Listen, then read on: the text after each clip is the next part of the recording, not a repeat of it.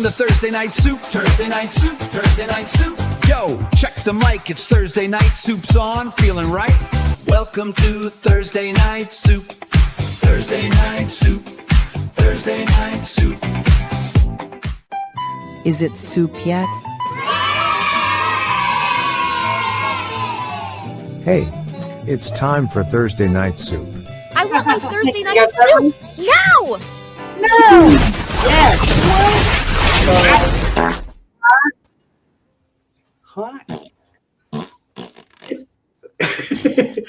Can you believe I think I hit the right buttons tonight? Hey, you did it. There you go. Come off without a hitch. Yay! That's fine. That's one. No, I think the monkey arrived. That's what I think. The monkey demanded to be fed, and I fed him. He hit the buttons right. Yay! The monkey looks like Doc. Yeah. Except my camera doesn't want to zoom in and out. So No, don't worry about it. The monkey. Yeah. I don't know. But anyways, supposedly the audio is better this time than Sunday. Now you're frozen. I guess. Seems to be right. Seems to be right. Well, anyway, me, Doc, me have show. Me have all kinds of fun here, and you can come to and watch and all that kind of stuff. And we have friends here to help me have fun, such as Jeff Kendall. I'm here this week. Yes. And Grr. he's here too. And Tim Allen is here. Yeah, I'm here. Yeah, he's there. He's there. Yes, and sometimes there's people in the comment section over there. Mm-hmm. Yes. There are. Yeah, like Martin Bench. See, starting to feel like soup weather. Yeah, this is true. Yeah, more like chili. Get that. Yeah, I got Still- some chili. And don't have to. I think it's going to work. Yay! That's See, and mm-hmm. and the audio is not broken up and stuff. Right. I find if you threaten your computer with a hammer, it works perfectly. Yeah, I've done that too. Yes. So far so good. They changed the username. What? Oh, is this? Oh yeah. They did that. They did that like a week and a half ago. Yeah, nobody liked. What? Sunday sounded like Jive Bunny. Well, it supposedly sounds better tonight, right? Yeah. What's the good audio Mm-hmm. from Greg T2141? Mm-hmm. I think that's Matchstick Man, but I'm guessing.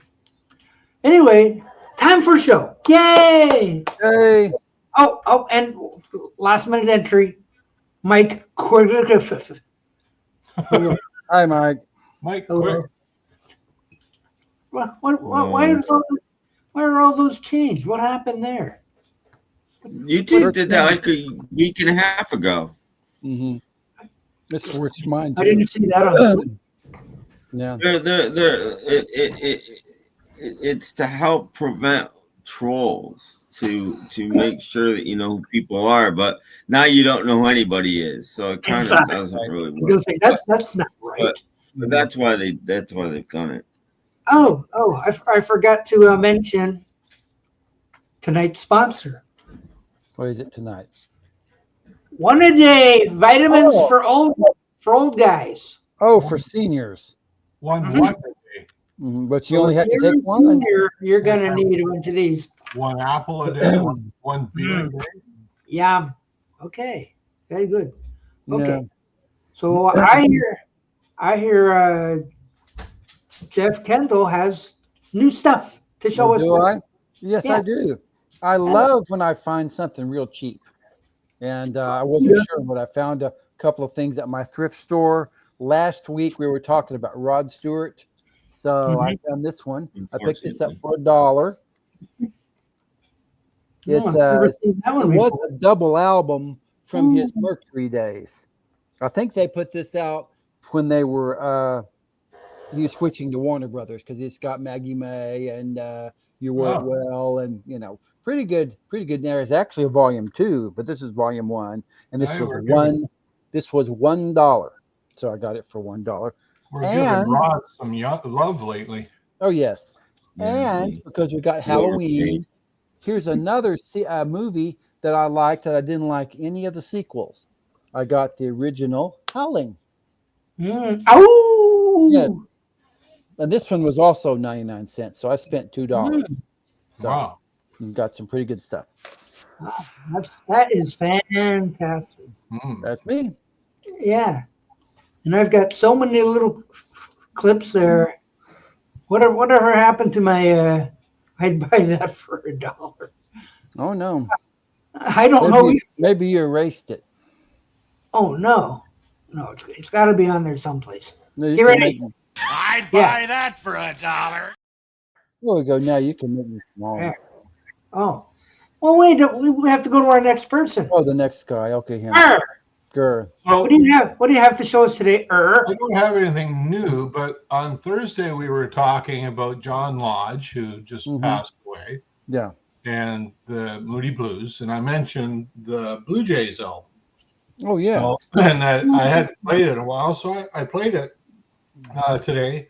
And if you like the Moody Blues, this is pretty much a Moody Blues album. Yeah. But it's not, but it is. You know what I mean? So if you never heard this and you're a Moody Blues fan, you should probably get this in your collection because it's very Moody Bluesish. Quite good. Yeah, I really enjoyed it. It's not an album I've played a lot over the years, and it's been a long time since I have played it. And I thought, well, let's give her a spin because we were talking last week, and yeah, I'm kind of glad I did. It's got some really nice music on it. So, And the Blue Jays are in the World John Series. Lodge. And the Blue Jays are in the World Series tomorrow. Yeah, and I think this came out in '75. This is Oh, okay. yeah, this came out I think just around or just after the time they split up after Seventh Sojourn. They did Seventh Sojourn and then they split up or went on hiatus or whatever it is they did, and that's when these guys put out this album. So good stuff. Give her a spin if you've never heard it. Okay. Very good.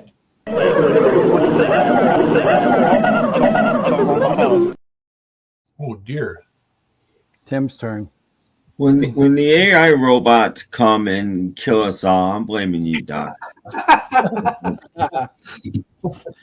There's no AI on YouTube. Are you kidding? You're the one making them smarter. I picked up one album and like 10 more 45s. So I'm just going to show the new 45s. And then if we get lag here, I'll show some more. But Okay. I picked this up just because it's in really nice shape and it's really interesting. It's a Josh White album. No. Now he's sort of a mix between folk and blues. And I picked it up largely because this is really early. This is an Elektra album. And I mean, look at their symbol at this point in time. Weird. That looks Nothing like looks Elektra on this at all. I mean, here's the inner sleeve, and look at this label. I mean, interesting. I'm sorry. Sorry, I don't speak Japanese. it's not Japanese, Doc. I don't know what that There's is. nothing. It's called English. Oh, never heard of it. But yeah, it's that's one of the reasons I bought it, and it's in really nice shape. It And looks like he's got a classical guitar on the front cover, at least the headstock. yeah, he's sort of. I'm struggling with the guys. Who's the famous, really early blues guy? Not Robert Johnson. A little after him, they've done tribute albums. He did Midnight Special. Muddy Waters? You think of Muddy Waters? No. Before Muddy Waters. He's in his vein. Yeah, okay.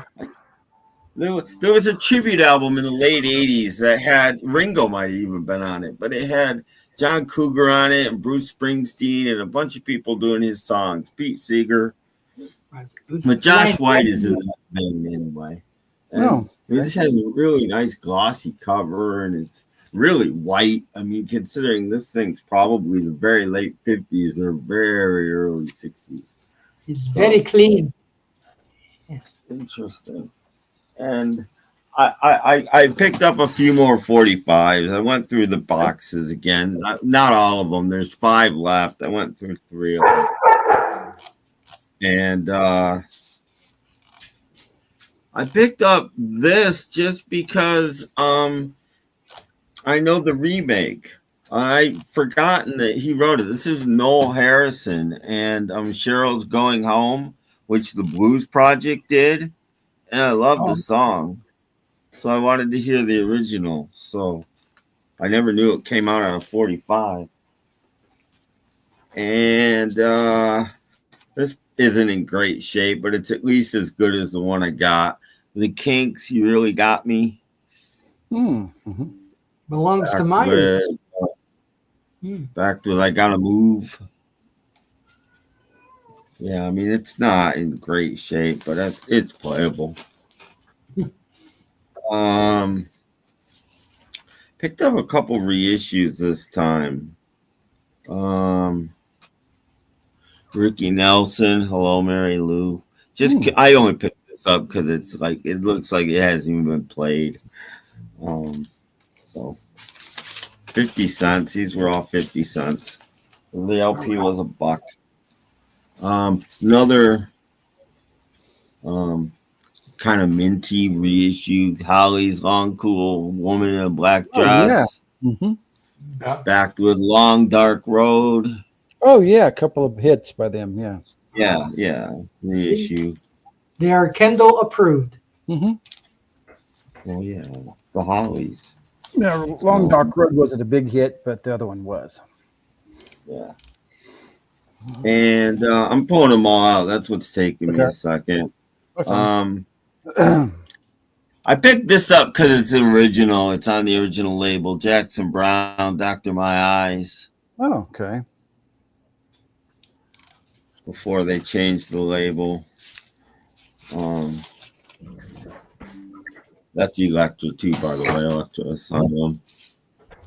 And I was thinking of, they had tons of Three Dog Night and Grassroots 45s, and I was thinking of grabbing them all, but this is the only one I wound up grabbing because I don't have it on the 45 sooner or later. Because Grassroots put out a lot of 45s that weren't really hits, and I don't really know the songs very well. So I left those for now. They'll still be there. You recognize it once you played it. Well, I don't know. Sooner or later, I know. But a lot of them, they just weren't big hits. And picked up this guy's biggest hit. I showed a single by him the other day, but this is his biggest hit. I Can See Clearly Now. Okay, Johnny. Johnny Nash. Yeah. Yellow Epic. Hot House Flowers did a version of that. There was a hit in the late 80s or early 90s. And when the Top Gear guys started the Grand Tour, they opened their episode, their initial episode with that song. So I've got a pretty good fondness for it.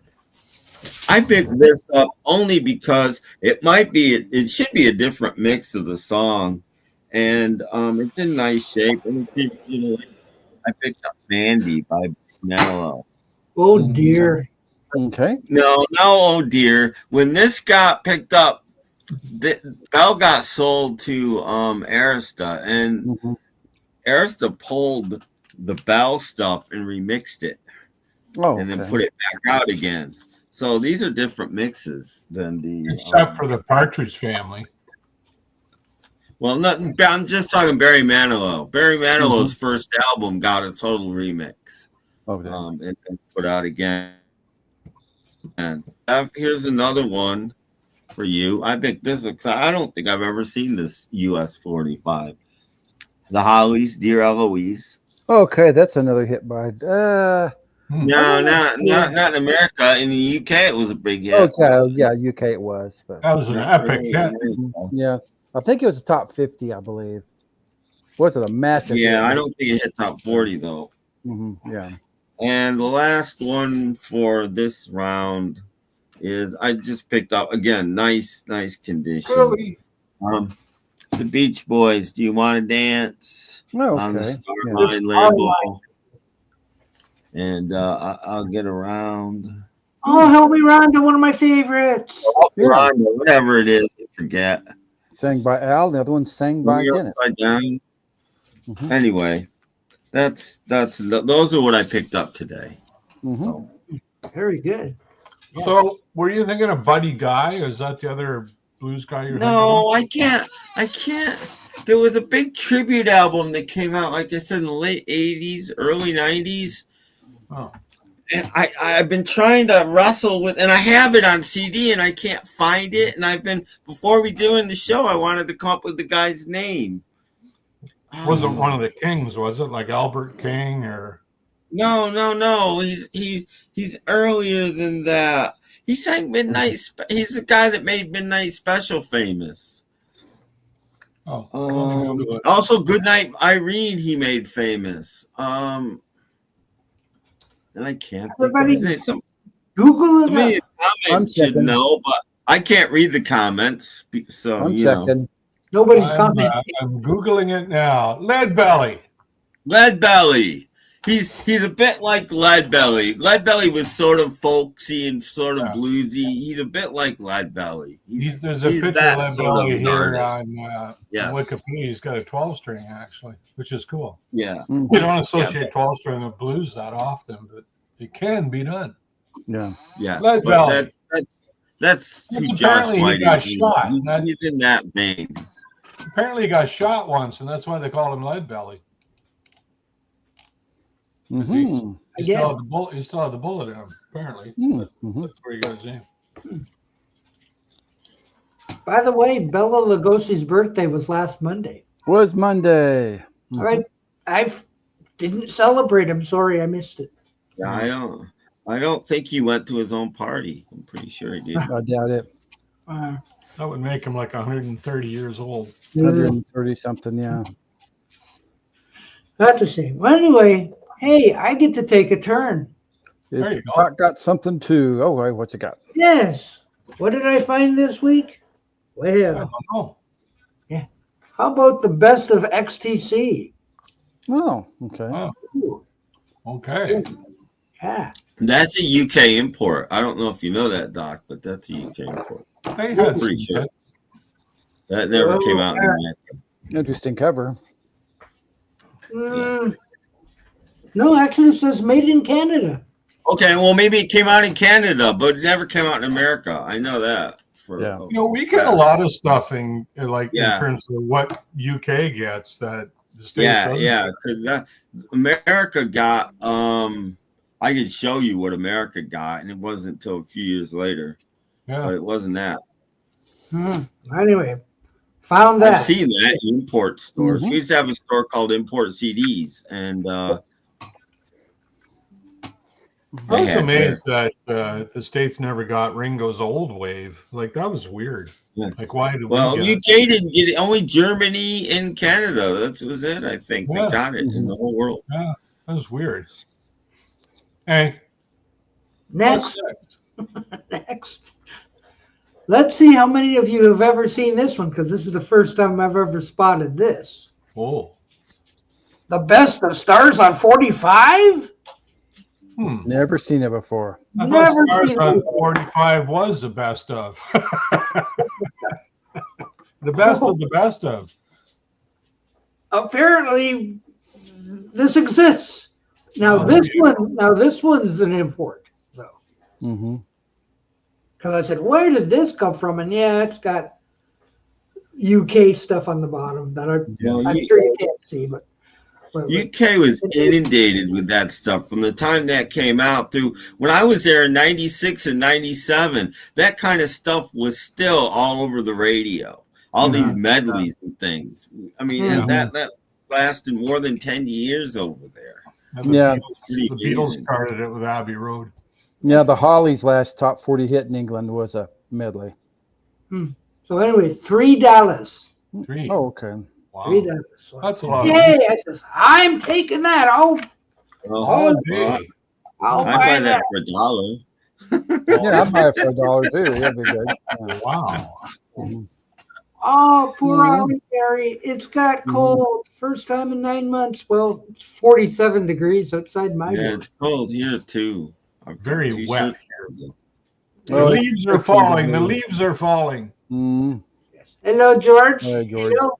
Yes, its leaves are falling and it's getting And wet. oh, yes. Nice to see you, George. Yes. Yes, And that takes care of our new stuff that's segment. our new stuff segment. Now Yeah. what? I don't know. Hmm. Somebody ask a question. Well, I didn't want to have to resort to this so soon, but stuff I found on the internet the last okay. couple What days, you got? such as this one. Fans never noticed.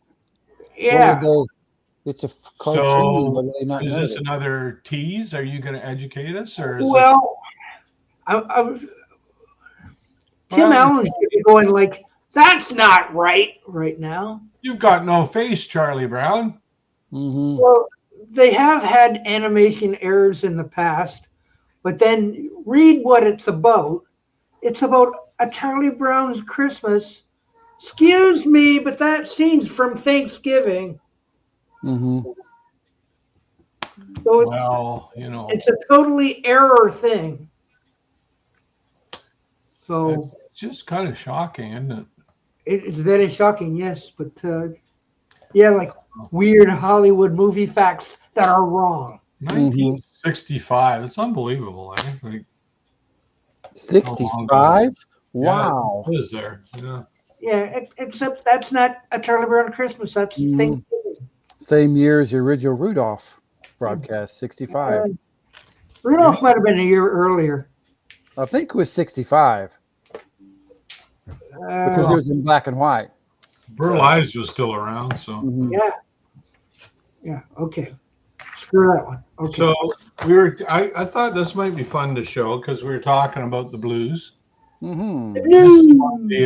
The Rolling Stones archives with Muddy Waters, and it was done at Buddy Guy's Club in Chicago, I think.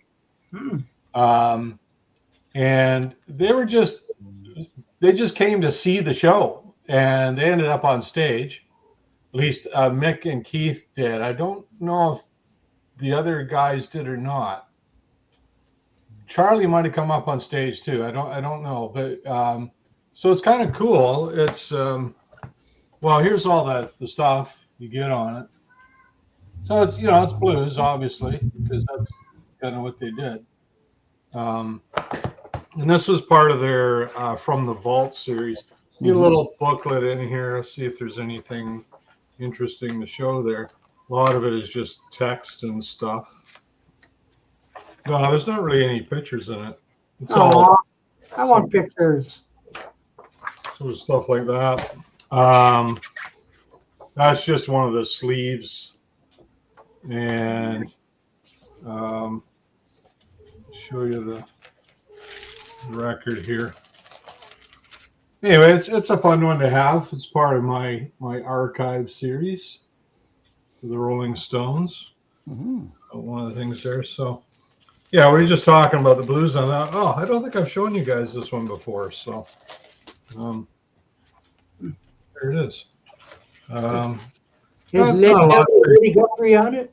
It's sorry, what? Is it Lead Belly and Woody Guthrie? No. No. Sadly, no. But it also comes with the CDs. Ooh, that's a good thing to have. Yeah. So it's in a club, and so it's got that real intimate feel to it. And I think you might have seen videos on YouTube where they're there, and Muddy's playing, and the camera pans out, and you can see Mick and Keith, and I think Bill Wyman was there too. Anyway, and it shows them sitting on a table right in front of the stage. So Muddy Waters invites them up. What? So Keith is right at the end, so he gets up and he just walks across the table onto the stage. It's really funny. He grabs a guitar and he starts playing, and Mick comes up and starts singing, and it's kind of a neat little episode in the Stones' history, because it wasn't planned, you know. It was just they were just there. I guess they were doing a gig in Chicago, and they were out to see Muddy Waters. Of course, the Stones were a blues band to start with, so he was like one of their idols, right? This guy. So they were thrilled to get up there and perform with him, and it's just kind of a good time record. First couple of sides is just Muddy Waters, and then the Stones eventually get on stage and sort of start doing stuff with them. So kind of a fun one if you ever get a chance to listen to it. It's well worth your time. Good blues standards, and the Stones doing what they do best, and I like the fact that it's in a small club. Well, that could only happen in a small club like that, right? So that's always, you always get a lot better sound there too. So check it out. You learn something new every day. 1981. So this would have been, during the Ronnie Wood era. Very nice. Thanks for bringing that along, Mr. Gert. Well, Tim was talking about the blues guys, and I just, that's an interesting kind of tie-in there. So, Okay. Well, it comes with an Obi. Ooh. Oh, look at that stuff on there. Sorry, I don't speak Japanese. Oh, can't put one by him. This has been re-released, by the way, and I think just a couple years ago or last year or so, I think it's a 2-record set. I didn't bother getting it because I got the 4-record set version of it. But it's 3 records. So I think it was re-released as a 2-record set at some point. So anyway, nice. Yeah. Very good. Everyone should have it in their collection. Very good. Well, not everyone. It's Most people. If you're a Stones fan, you probably already know about it, or I didn't know about it. Well, you're not a Stones fan. Not a Stones fan. You can't be, because Paul just said if you're a Stones fan, you already know about it. So that's right. Fan. If you're like a Stones junkie, Stones junkie like me, you probably know about it. Well, for those of you who said, I've never been to a Guess Who show, I found this picture on my computer this week. There I am at a Guess Who show. That's you? That's me. Is that you, really? Yes, it is. Oh, my goodness. Yep. Well, what show was that? When was that? That would be at St. Clair College, Windsor, Ontario. They had it outside on this hill. Was that the 1983 tour? Oh, could be even earlier. But yeah, there I be. Somebody snapped and I showed up. Wow. So yes, I was at the Guess Who show. Yay! Fascinating. It looks like you're leaving. Probably heading to the bathroom. Which one of you guys owns the Pee Wee Herman doll? I don't. I don't like Pee Wee Herman. Never have, never will. So no. Well, let's put it this way: if any of us did, would we admit it? That could be a true statement. I watched the recent documentary on Paul Rubens and Pee Wee Herman, but other than that, no. And I'm almost done my Pee Wee's Playhouse. One more episode and I'm done. I'll have to put on something else. Okay. You can tell by the belly, it's me. No, not then. Yeah. No. But you didn't know somebody clicked your picture. That's weird. Yeah. Had longer hair back then. Didn't you see? Mm-hmm.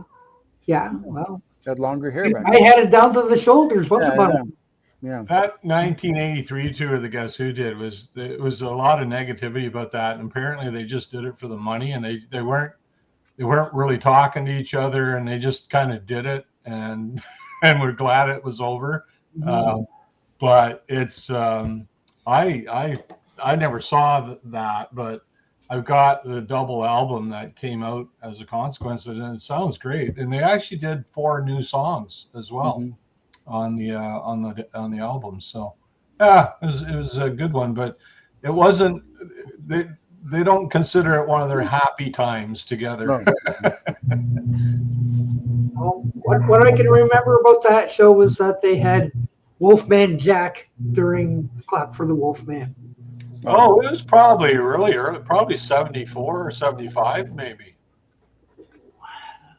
Yeah, it was probably a lot. It was probably the end. I didn't think it was 83, but No, it was probably mid 70s then. If he was with them. they had Wolfman Jack on with 2 girls, on each side of it.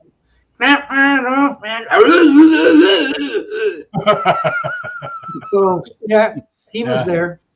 Yeah, it was probably I've 74, seen Doc and 75. Jeff as young people on here before. I'm waiting for Tim and Paul.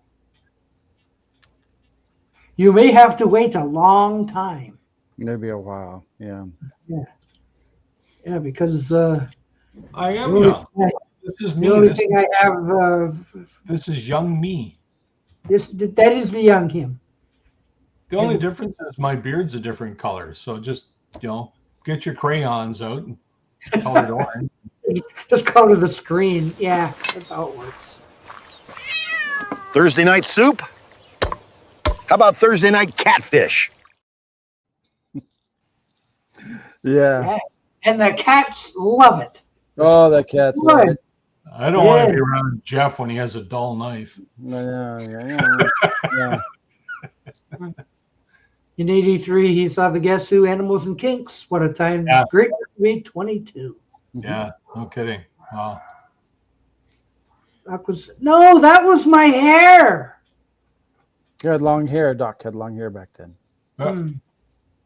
I'm glad this show doesn't sound like a skipping CD. Me too. Yeah, that's not. Yeah, so like things have improved since Sunday. So yes. It has. It has. Is good. Yes. It's good. Keep it going. Yes. Tell your friends and neighbors. Yeah. Yes, we're It's right better here. now. You improved. Yes. Mm-hmm. Yeah. What else do I have here? Well, he's got his flashlight out. His hair. Oh, he's got it. Okay. If your car is running, I'm voting for it. Okay. Indeed. Oh, I thought that was funny. Ha Ha! That's a good one. Okay. ha. Yeah, okay. I can't get rid of it. Yeah. Okay, what do we got here? So this was the album that came out from that 83 tour. Mm-hmm. The Best of the Guess Who Live. It's by Complete Records. Ooh. And you can see the track list on it, but it's pretty much their greatest hits. But there are some new songs on it as well. See the list. And then shortly after that, then I think it was who is this? This isn't Pickwick, is it? Red Records? I don't know. I can't read it. Oh, Ready Records. Sorry. They reissued it, repackaged it as a single album. So it just got, it's half the concert on this. You can see that. Creep In Baby Blue Eyes, that's one of the new songs there. So basically, this is the first record from this double album. So they just took the first record and released it separately. So anyway, yeah. So there's no. This is funny. It's 2 records, but there's no gatefold. Wow. This was the taken from those concerts. This is the label. It's not much of a label, but there it is. That's the complete. The complete. Yeah. Yeah. I don't think it's the complete concert, but it's all the. No, nothing they ever did was complete. But yeah, I have 2 King's greatest hits by them. I forget the title, but they're both doubles, and they're both called the exact same thing. And they're 2 completely different albums, and they both have the same title.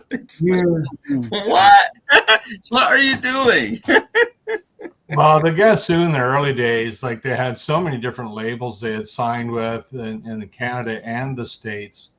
And until they got to RCA, they were just kind of all over the place in terms of labels. But when they signed with RCA, then they were locked in. Everything they did from like 69 to 75, singles and albums, it was all RCA, strictly RCA at that point. And when they broke up, it kind of went the other way again, So you get these weird labels putting their stuff. Yeah, that's well, again, labels don't want to put things out, but they'll make money. So if you're Complete Records and you go to RCA and go, hey, we'd like to put this show out, RCA, how much money you got? Okay, and that's how that happens. That's how it happens today more than ever. Today it's more like that, especially in films today, even more than music. Films, that's how you get movies today. I see. The sound is good enough to attempt 4-part harmony of one voice by Mary Banilow. Mary Banilow. Mary Banilow. I think that was one of his later hits, One Voice, I believe. Huh. He didn't write the song, so I don't care. Okay. What are the most stupid signs? Are the "You Are Here" sign? Oh. Well, sometimes it sure helps to know where you are. Yes. You get to there. J.C. Penney, over here. You are there. Ah, okay. Get some bearings. In '84, Martin got to see the Everly Brothers. Damn good. Yes. Does this show require you to talk about Canadian groups 30% of the time? It probably helps. I don't know. It doesn't hurt. Okay. Yeah, okay. For the next half an hour, we're going to talk about Pagliaro. Here we go. Ooh. Oh, yeah. Michel Pagliaro. Uh-huh. He's a Montreal boy, I think, wasn't he? Not sure where he's from. Guess Who music still plays a lot on the radio. Well, that's nice to know. Oh, yeah. Yeah. The residuals are coming in from somewhere. Yes. Yes, that's just true. That's nice. Yeah. It's usually stuff off their first greatest hits album. That's what you'll hear on the radio. You clap for the Wolfman, too, quite a bit. American Woman and Undone. Yeah, all the stuff from Share the Land and all that stuff. That seems to be the. I just heard Share the Land yesterday. I was in the car and it came on. Ah, cool. Should I attempt this? Music is so corporate. I don't know if you guys even know how radio stations do it now. Oh, yeah. It's all programmed. Yeah, and they can only play if they're playing songs off a computer, and only songs that are allowed are on the computer. And you listen to, stay up all night sometime. I used to work overnights and listen to a radio station all overnights these days. They don't have a DJ at all. It's just they've either had a DJ during the day, pre-program it, or an intern or something, or they're just doing some random thing. I don't think it's random, because you'll get letters together. Like, it'll be 45 minutes of B's, either songs beginning with B. There must be 2 lists of artists and songs, because you'll get the Beach Boys, and then you'll get "Burning for You" by Blue Oyster Cult, and then you'll get and then it'll go to C. Maybe it'll go B, C, B, C, B, C, and then it'll go move on to another E and F, and it's like that all night long. It's really weird how. Well, it's a subscription service that they all pay for, and so the stations don't program their own music anymore. It's all subscription, and that's sad because it's so, like you said, it's corporate, right? And it's like that's why you only hear about 500 songs on the radio. Because and it's never deep cuts. It's never album cuts. Like the Beatles, the only thing you hear about the Beatles on the radio is stuff off the Blue album. That's it. You don't hear anything else. It's all songs from the Blue album. It's I don't hear where I live. I don't hear any anymore. It's all gone. 100%. I haven't heard a Beatles song on the radio in a year and a half. It's all it's too bad because there's so much other great music, and you just get tired of hearing the same stuff. Have you ever been on the radio in the car and a song will come on, and then you'll flip to another station and it comes on there? It happens all the time. That happens sometimes. It happens all the time. I was just listening to the song. How come you guys are playing it? Like, play something different. Yeah. They won't. They don't do that. Did you know Pink Floyd only did 3 songs and they're all off the wall? That's it. That's all you ever hear. Well, sometimes I hear Money. And Money is off. Our classic rock station will play Money. That's about it. Yeah, and our oldies station plays oldies from the 90s and the 2000s. Oldies from the 90s and the 2000s. That's oldies. I don't want to hear that. Sirius XM isn't much better, honestly. I've got it in the car, and it's like you guys are just playing the same stuff over and over again. Like it's just like gosh. It's what radio has become, and then they wonder why nobody listens anymore. Yeah, smart people get a thumb drive and they put all their music on that. I do that or listen to CDs. I don't listen to. I listen to radio. There's not a radio station I would listen to where I live. Not one. Well, because it's all the same stuff. There's been like 60. No, mine is either country. Mine is either country or modern pop. That's it. We're in the 70 years of rock and roll. Yeah, we're in the 70 years of rock and roll, and all we hear is about 500 songs. Yeah, it's like, come on, like let's get with the program here. That's like 11 or 12 songs a year. That's enough.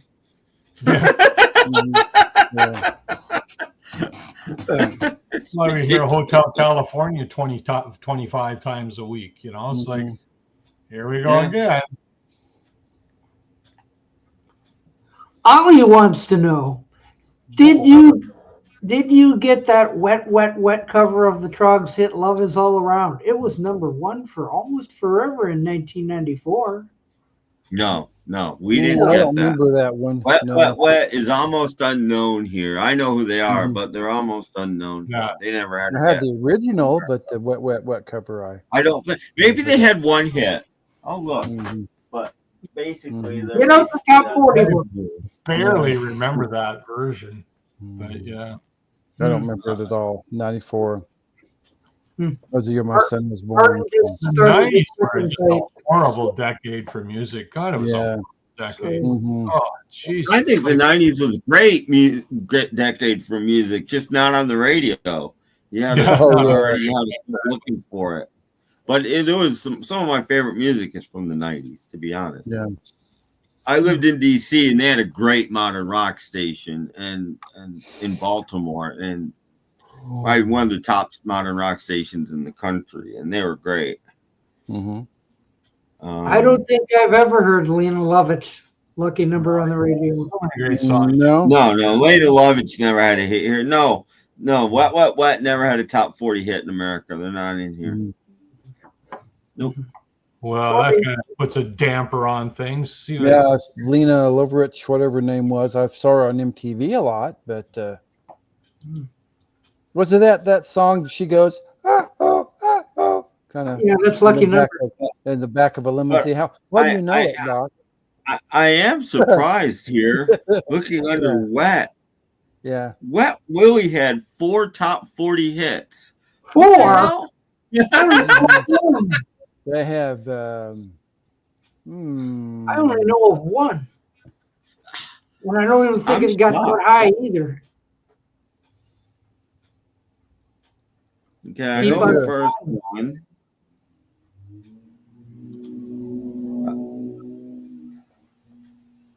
I can't even read. I'm so blind now, and it's so dark in here. I can't even read most of the list. Keep on smiling. I knew that one. Yeah. But I don't Street think Corner Serenade. Do they have a song called Weekend? Yeah, Weekend is their third one. Mm-hmm. And I can't even read the last one. Well, anyway, Mick says Long title. Yeah, So I don't know. Anything with commercials. It's a long title, and I can't read it. I'm too blind. It's too dark in here. Well, 4 hits. Mm-hmm. When I was in high school back in the 1920s, I used to listen to like FM, right? And you had where I lived. There's 2 really good stations in Toronto, Q107 and Chum FM, and they were really good back then. They played deep cuts, and they also played new music that you would never hear on AM radio. And particularly later at night, they got really good. And I discovered so much music just by listening to late night FM radio. Well, that's gone. You don't get that anymore. And it's too bad. No. Radio there's no other vehicle for new bands to get music out there. You know, it's really sad. Somewhere around 2000, radio turned from an entertainment format to an advertising format, a place where people were found out about your business and stuff, and that's it. It's about commercials, and that's all about. I think Tom Stolper was right. Video killed the radio star, and I think when MTV took off, that's really what put an end to it. Mm-hmm. But it was still going. It formatted it. MTV is largely responsible for the billion formats we have today. Unfortunately, we didn't have when I was a kid. You didn't have oldie stations. Okay, we had AM stations that most of us listened to, and on the weekends they played a lot of oldies, not exclusively oldies, but they would dig into the catalogs on the weekends and play some older stuff. The point I'm making is that when music became a visual experience, music went downhill because you didn't need talent anymore. It was all about the visual presentation, and the songs were secondary. They became secondary, and I think that's what I'm getting at here is that was really a death knell for music radio. The fact that videos it was all about presentation and the music was secondary. And so turning on the radio, you don't get the visual presentation, right? So people stop turning on the radio. Yeah. It was a sad. Like I said, there were some really good stations, even into the mid to late 90s. But Jim, they were getting fewer and fewer. There was fewer and fewer, and like it wasn't like it was in the 70s. I'll tell you that. I know from experience it wasn't. It was just like, bleh. Well, it wasn't until almost 1980 that we even had an FM station where I lived. We hadn't invented radio. We just had 2 AM radio stations. And they played top 40, except again on the weekends they would go into an oldies type format. But they would when we were kids, they hadn't invented radio yet. Yeah, that's right. We were still waiting for Marconi to get things going. Yeah, the cylinder and everything. Yeah. We used to play records on a stone turntable and with a bird with a really long, sharp beak. Yeah. I know, and a poor little parrot that they put the nose, Exactly. Yeah. If they keep this up, I'm gonna wear my beak down. So. Okay. Yeah, in the 90s, We're far superior to anything since top 40 wise. Oh, yes. Oh. Yeah, like I'm going to go run out by the latest by Bad Bunny. I didn't even like the top 40 in the 90s, but I like the alternative top 40, and it was really, like I said, there was really where I lived. There was a really good station you could listen to, and it was great. But grunge came out then, and there is you get the Nirvanas and the Pearl Jams and the all that kind of stuff. Oh, there's some, but most of it was just barfy.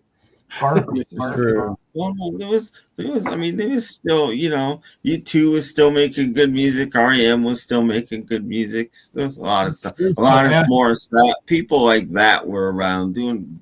If they took the animal abuse out of the Flintstones, the episodes would be 15 minutes long. Yeah. I know. Okay. Aha. Yeah. Oh, it suddenly got quiet. Something's wrong. Suddenly got quiet. What's next? Yeah. Well, let's check out the commenters. They're over there. Good. I 4 Nirvana albums today. Wow. I didn't know they had that many albums. I was going to say, did they have 4 Nirvana albums before the guy killed himself? Yeah, I don't know. Apparently. Okay. Either that or they're re-releases or something. Yeah, they re-releases the little baby. I think that's about what they had. They had 4 or 5, I think, and then the live one came out after Kurt died. I think after Kurt died, it came out. They got a lot more popular after he died. That's for sure. Someone asked Joe Walsh, "How do you want the Eagles to be remembered?" And he said, "Like the Roaring '20s." Who remembers music of the 20s? Not me. So the latest Wings of Pegasus has Joe lip syncing now. Well, no, he's not lip syncing. He's auto tuned. But that's not the latest. There's a new one, but I haven't seen it yet. But he mentions the point that I've had all along, because he doesn't think Joe Walsh wants to be auto tuned, and he's like, "Are the artists even aware that they're being auto tuned?" No, Joe doesn't. No, they're not. They're not. Yeah, very much a purist. He doesn't. Yeah, because he does an interview about how he doesn't like modern music and how people don't sing anymore. It's all, and then they auto tune him when he sings the song about it. It's like, wait a minute, Joe clearly didn't want this. The artist it's live at Daryl's house, so apparently live at Daryl's house is auto tuned. The artist has lost control. Pitch corrected to be more accurate. But Joe's very much a purist. He doesn't go for that stuff at all. Yeah, no. So apparently they pitch correct live at Daryl's house. And there's nothing as a guest you can do about it. I mean, it's you sign a contract to do the show and you do the show. And then when you leave, it's not up to you what happens to the music on the show. It's up to them. You got no say. You can't do anything about it. Oh, come on. we barely got the audio fix and all that. Yeah. Want Ms. Pac-Man back? The first hour went just like that. How come everybody's names are goofed up tonight? Did YouTube do something? I don't know. No. YouTube did this a while ago. People are just now noticing. This has been like this. It wasn't like this on Sunday. No, it wasn't. Or Thursday it wasn't like this. Well, it's been like this on every other stream I've been to for quite a long time. Well, a week and a half. It's YouTube. Well, they're trying to protect people's privacy. Well, they're trying to get rid of trolls, but at least they're addressing the problem. I don't know how Farley was James Farley until tonight.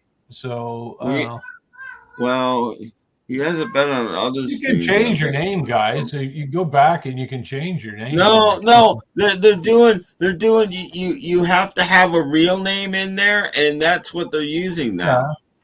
Yeah. Well, mine's not a real name. I'm hardly real. I'm still fit to be tie-dyed. Yeah. Anyway. Well, it's whatever you. You don't have to have one, but most people do, and if you have it, that's what's coming up. Yeah. Okay. And that @ symbol happened a couple months ago. They added that, and now they've done this. My favorite I don't know if lady you guys song. noticed they tweaked everything on YouTube. Now there's 2 bars that run across the bottom, and what most played is now a line like quarter of the way up your video that does this now, instead of it used to be way down at the bottom. Now it's in the middle of your video, and they've tweaked a lot of stuff lately. My favorite Bare Naked Ladies tune is their cover of "Lovers in a Dangerous Time." I love that version. It's a Bruce Cockburn song. There you go. That's my favorite song of theirs. That's I one of like the Be first. My Yoko. Oh no, oh no, oh no. You want to have a psychedelic Sunday book? I was only top 2 thinking. I never got. That's probably after I stopped listening to Q107. Keep going, Paul. What? You're reading better than I am. Oh, one's the first album. One is a Nevermind reissue. Oh. That's the Nirvana records he just picked up. Oh, Nirvana. Yeah. Okay. No, you probably got their whole catalog. Probably. I think there's 4 albums and then the Unplugged album and the greatest hits. Mm-hmm. And then there's been things since. There's been, live things and, but it's live. Walrus Gumboot is here. Wow. Oh, boy. You're going to pick up Steve I've got a question for Tim. I didn't know there was a live Zevon. Oh, yes, I did. I think it's really limited. It's I used to have a friend, Brady, in Ohio, who was at some of those shows were taped in Baltimore, and he was at one of them. And there's a guy you listen to the audience, and there's a guy going, woo, woo, woo, woo, woo, constantly. And Brady's like, that guy was standing right behind me, and he did that for the whole show. Well, they have Richard Dolan at that show. Yeah, what's that album called? It's acoustic. He did a tour acoustic and little bars and stuff, and they made an album out of it. Some of the sound isn't that great on that album, but it's good. The versions are all really good. There's this upcoming record store day has a number of things I was interested in, which is odd because I'm usually not. But there's like 3 or 4 different things. I was kind of interested. Alice Cooper, "Welcome to Nightmare Live" is coming out record store day. Kimba's out there. Hello, Kimba. Hello. Hello, Kimba. Hello, Kimba. Mm-hmm. Do we have a hello for her? I think we do. Hello. Yeah, there you go. Yeah. Okay. Hello. Hello. Where did I leave off? I think StreamYard did it on Monday. Monday? We didn't do anything on Monday. Doc's show was the only movie show on Monday. Everything was changed. Okay. So we don't know. We don't know. For a while. Everybody has the @ symbol for their first name. Yeah. That's been going on for a month or 2. Mm-hmm. Why can't I read anymore? Yeah, I've had that for quite a while. Who are Piccolino was listening to a few albums from Audience. Okay. Never heard of them. Oh, okay. This is what he's talking about. This is what's coming out of record store day on vinyl. Oh, okay. Warren Zevon, Learning to Flinch. He's got a 12-string there.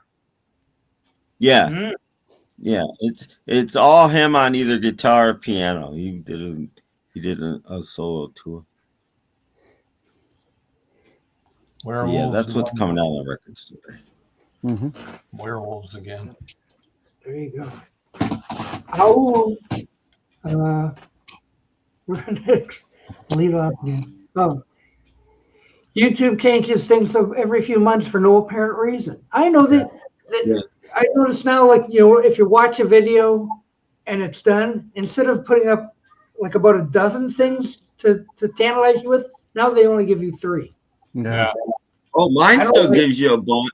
Mine gives you 6, but if you're in the wide screen now, you got to hit a button on the top to get rid of the wide screen so you can get out of it. Yeah. They've changed everything. again, but it's not. They do it all the time. I like it better the other way. Well, yeah. Yeah. Joe Walsh and Keith Richards give great interviews. Yeah, they do. Always entertaining. Mhm. Oh yeah, they're hilarious. Yeah. Joe Walsh in particular is so funny. And James Farley is going to change My his favorite name. Joe Walsh line is he talks about his drinking, right? And he says, "I only got drunk once for 34 years."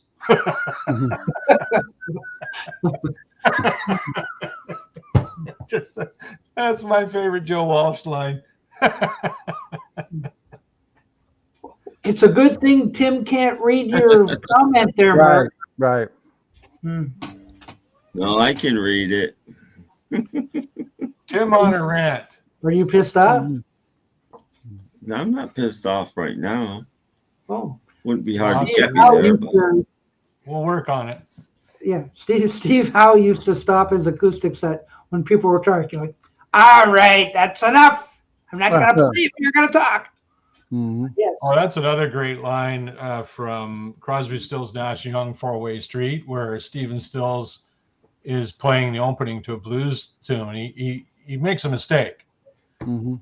They kept it in the recording, and somebody in the audience laughed, and he keeps playing, and he says, "One thing the blues ain't is funny." Yeah. It's right on the record. It's beautiful. Yeah.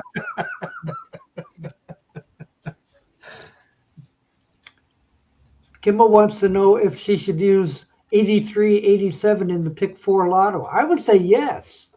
Yeah, you might win something. Because YouTube has designated you as 83, Yes. 87. That's your magic number, They Kimba. must Change your know. life, Kimba. Yep. Yeah, change your life. That's your magic number. You could be jet Yeah, setting I think around you the should. world. Mhm. Mike is thinking about getting Prince's 45 singles box for Around the World in a Day, singles indoors for Black Friday. He's thinking about it. And then a question for Jeff. Hey, Jeff, what's your favorite Gene Pitney song? Favorite Gene Pitney song was a song he did after the movie was out. He did a song called "The Man That Shot Liberty Valance." I was going to say the Oh. same song. I love that song. Yeah, no. and I thought it was a theme Yeah. song. It was after the song, the Yeah, it movie was was after out. the movie. Yeah. Yeah. I think it was Jeff that picked up a greatest hits, and I told him to listen to a song. He probably didn't listen to it. There's a song called "Man Last Chance to Turn Around." That's my favorite Gene Pitney song. It's fantastic. I never see any of his music anymore. Okay. Hey. Once in a blue moon. He had a great voice. My brother Yeah. used to play his. He had a greatest hits album of his. He used to play it all the time. He had a really good voice. I liked his voice. Yeah. Mm-hmm. Yep. Okay, let me slip this in here.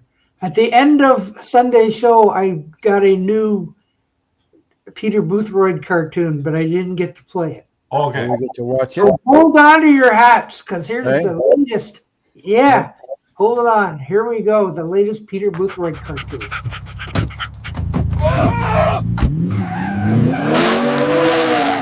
Nice car, Doc. Oh, yeah. You need a pet dog to drive you I thought he around. was gonna pee on the tire or something. Yeah. He drove away. One of my dogs that would have Yeah. peed on the tire. Me too. I have it in there. Mike says, I like the movie The Man Who Shot Liberty Valance. That's a great movie. Yeah. That's a really good movie. Oh, Lee likes Only Love. Yeah, Only Can Love Break a Heart's a good one too. Mm-hmm. Gene Pitney's wonderful. Overlooked. Yeah. Any Partridge Family albums? Well, yeah. Match. One match. One match. Oh, you got bulletin board, you fancy Ah, bulletin board. Something different. Mr. Fancy Pants. Yes. Well, I was talking to the guys earlier tonight. I'm going out for the evening, so I'm gonna bid you a good evening. Have a good night. Bye-bye. Later. Have fun, stay out of trouble. Okay. You And, Who asked and you for it? if Tim goes on to a rant, let me know. I'll come back and watch the too. Yeah. Okay, Yeah. then. See you Sunday, guys. Later. Take care. Bye.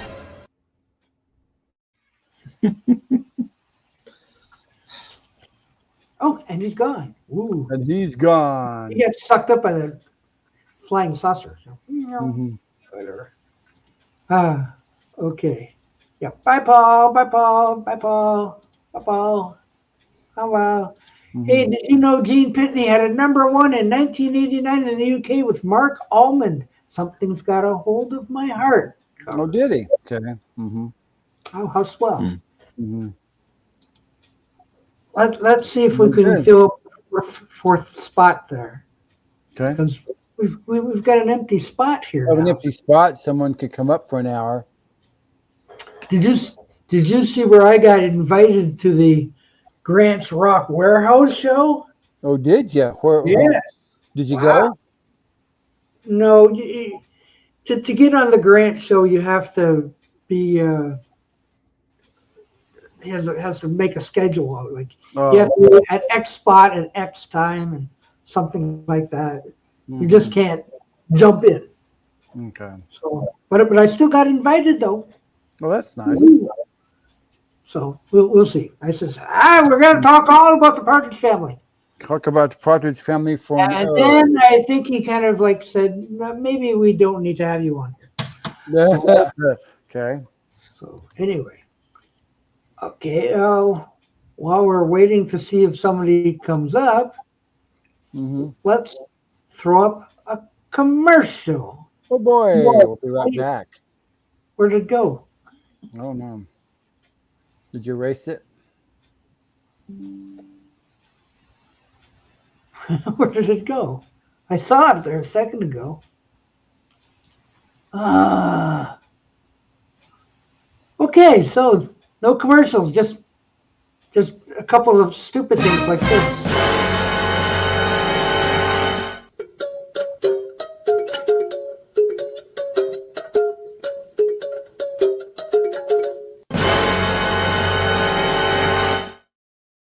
My cats do worse than that. My cats go, you know. What did you do with the monkey, Doc?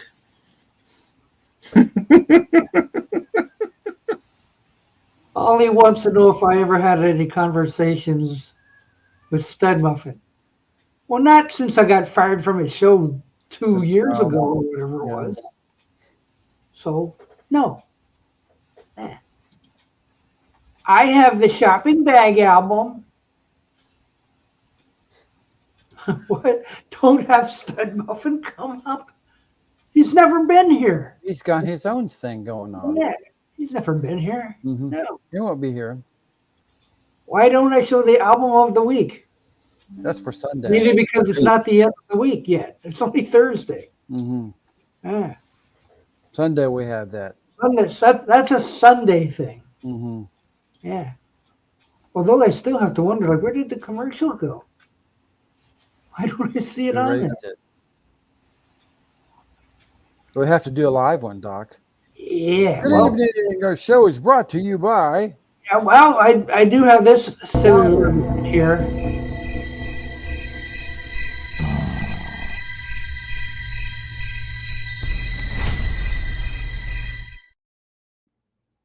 Where do these things come from?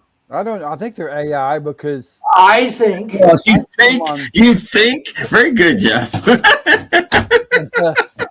yeah, because they've got a series of YouTube videos where monkeys are eating hot chips, and they're eating on the hot chips, and they go, monkeys are all kinds of different things. I don't know about your neighborhoods, but my neighborhood doesn't have a lot of lions walking around at night. I don't know about yours, but mine really doesn't. No. the last Sunday's show was a mess. Yeah. All around. So, like we were. We don't have too many monkeys. Lions around here. We have a rural area where I live where a lot of people have guns, so you know. Yeah. And lions will get shot because they shoot coyotes all the time, you know. I know. So. I think they come from. I'm sorry, I don't speak Japanese. Might be. Yeah. Lions are from Africa, in case people. African lions, yeah. They're not American. Mhm. Not British. Hmm. Hello, Ash. Hello. Ash was at the Grant's warehouse thing last night, so Oh, he okay. he can corroborate with me that I was invited to the Grant show. Mm-hmm. Who knows? I may be on the Grant shows. You may be on the Grant show because he's got one every day. So, almost. Yeah. Lee is asking Tim. Hey Tim, who gave the monkeys their name? Pretty sure whoever developed the show, I forget the guy's name. Probably the guy that wrote the movie wrote the movie with Nicholson. What's his name? Probably Oh, him. Jack Nicholson. Guy. Yeah, Ralston. What's his name? Yeah, those one or two guys. Ralston. Yeah, probably guy. that guy. But Mhm. the TV the name of the TV show was first, and that was the name of the group, and Aren't there bobcats around If you? you drive south about 5 or 6 miles, there's a lot of highway and a lot of rural area, and sometimes you'll see something like that. Bobcats? Yeah, sometimes, and coyotes and things like that. you used to see bobcats in the snow driving around in the winter here, but that was in the 70s. You think I would be good on the Bob Dylan show? Well, that'd be fun. Oh yeah, Doc, you should do the Dylan show. That'd be Yeah, good. do a Dylan show. That would be a good one. That's Yeah. There was in case you didn't get that, there was a brand of snowmobile called Bobcat. Mhm. Oh, okay. Lines are from Detroit. Indeed. Yes, they are. I'm doing well this year. Mhm. Canadian invented Doctor Who. It's true. I did not know that. Yeah, the guy who was on BBC. He was. Get out of here. I think his I name. learn something new every day. Yes. I have no idea. My neighborhood gets a lot of coyotes. South Lake, Ontario. Yeah, he probably has a rural area too. See, because we have an occasional possum or a skunk once in a while, But other than that, we have a lot of cats that chase them away. So, yeah. Oh, you mean like the cat that chased the bear away that was coming towards Yeah. the baby? Yeah, that's right. Yeah. We have a But- couple outside cats that chase away the critters. I've seen bobcats near me, says Muck. Mhm. 1984 or something like that. That's Upper Michigan. Yes. Yeah. I reckon radio in 20 years will be finished. TV ain't much better. Yeah, probably. Television's awful. Ugh. Even the channels that show old shows, it's like not Family Affair again. Yeah. Look, it's the Donna Reed show. Ooh. But I will say that YouTube is putting a lot of movies up. Free Movie? with ads. Yeah, movies. Mm-hmm. On MeTV? No, YouTube. Oh, YouTube is putting a lot of movies up. Free with ads. Yeah. Oh my. In Australia, most radio stations only play classics. Classic what? Mm-hmm. Like something you'd actually want to listen to, like Brahms and Beethoven? Mm-hmm. I'm mad because they took off Dennis the Menace and Father Knows Best is on there. Oh, sorry.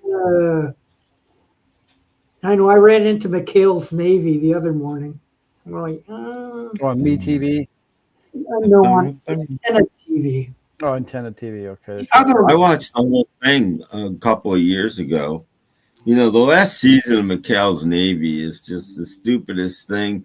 They took their boat away from them, and they're like living in like this abandoned hotel in Hawaii or something. And they're not even Navy anymore. It's like, well, there's not an ocean. There's nothing. It's like what? And then they did at least one movie. McHale's Navy joined the Air Force or something like that. It was Boy, that sounds awful. Mm-hmm. There are more radio stations on the streaming services. Mm-hmm. Tim is gathering his Christmas 45s. I've already done my Christmas podcast, so I probably won't.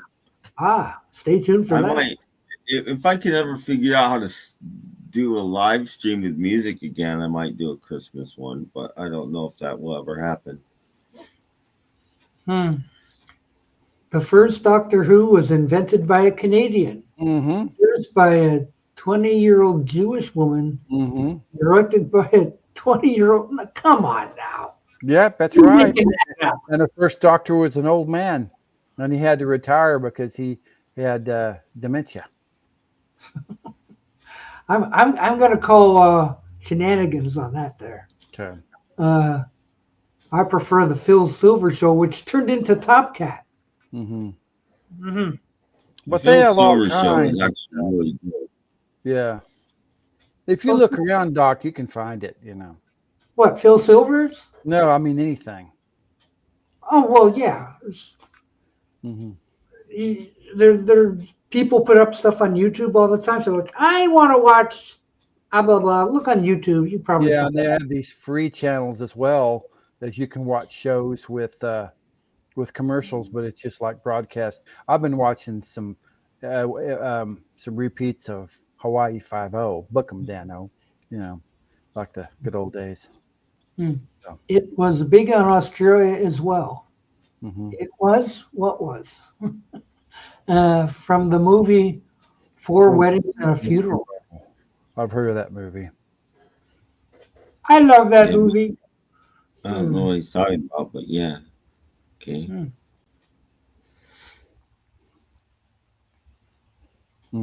This is true. I need a commercial. Okay. Here we do. Find this one, Doc. I got one. It's coming. Got a It's commercial. doing this. It's doing this. It's coming, guys. Bear with us. His commercial is Can't say much about the show. People are really looking forward to the commercial. Yeah, Tubi's a good channel. Tubi has a lot of interesting stuff. Yeah. Tubi's got Gilligan, and Tubi's got Dark Shadows, and a lot of interesting stuff. George Harrison said, Bobcat Bob. What lyric is that from? That was For You, Blue. And then he said, Go, Johnny, go. Okay. James Farley likes Tubi. Yeah, Tubi's a good channel. Lucky Number was the top 10 hit in Australia in 1980.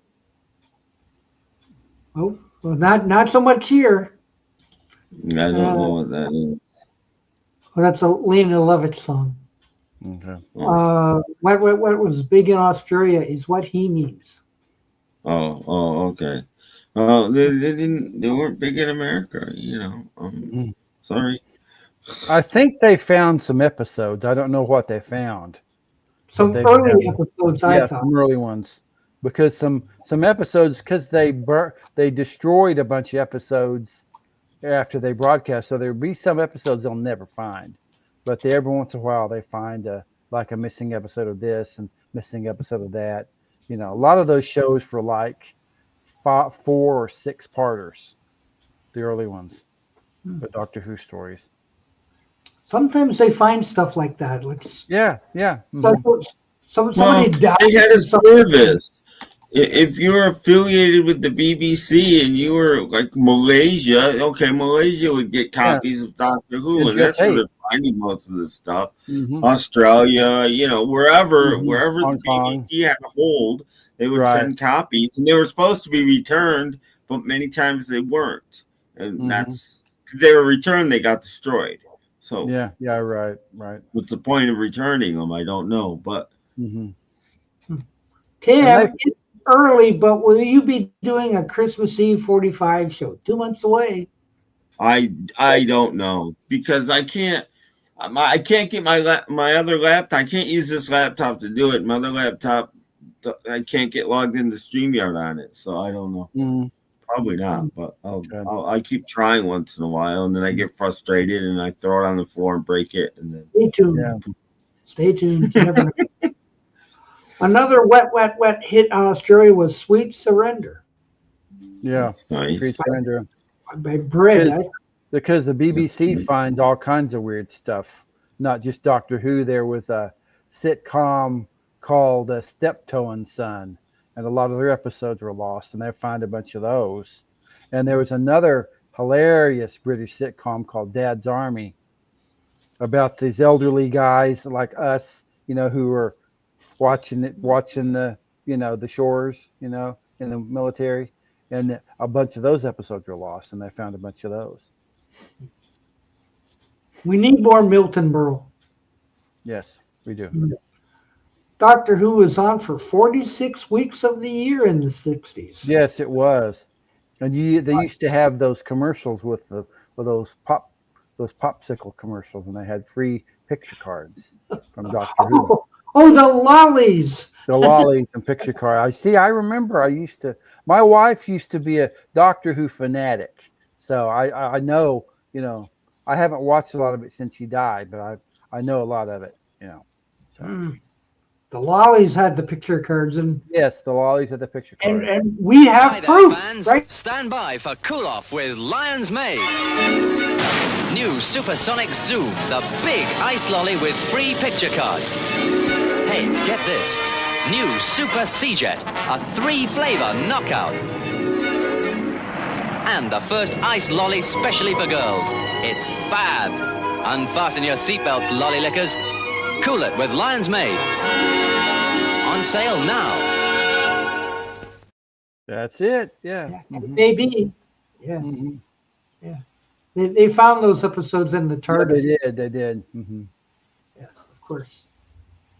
People used to get the tapes out of skips.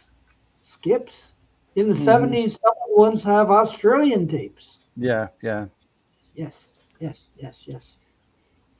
Yeah. This is true, but I like Steptoe and Son a little better. Just me. So, yeah. Who opened a Christmas gift on Christmas Eve? Once.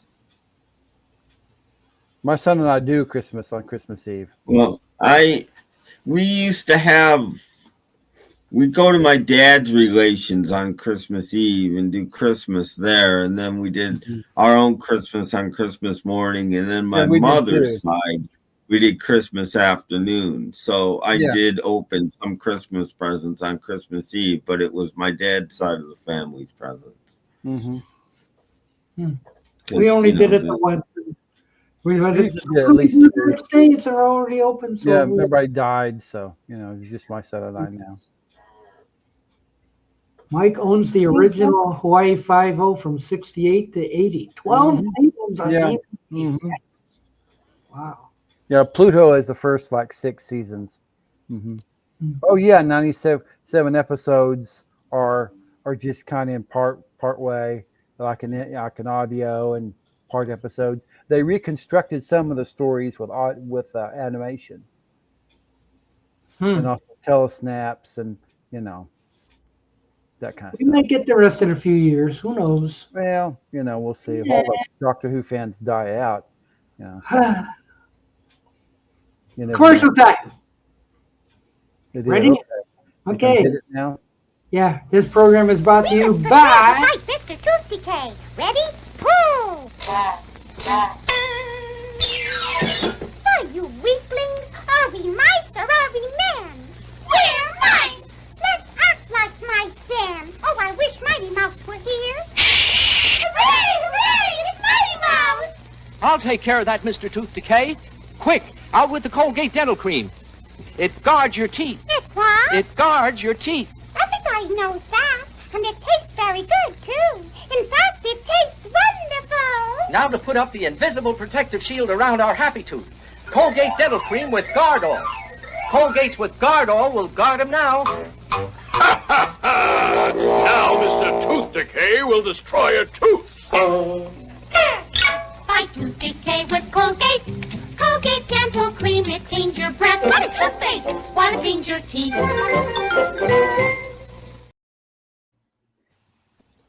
Everybody sing. It's nice to see Andy Kaufman working. He still is alive, see?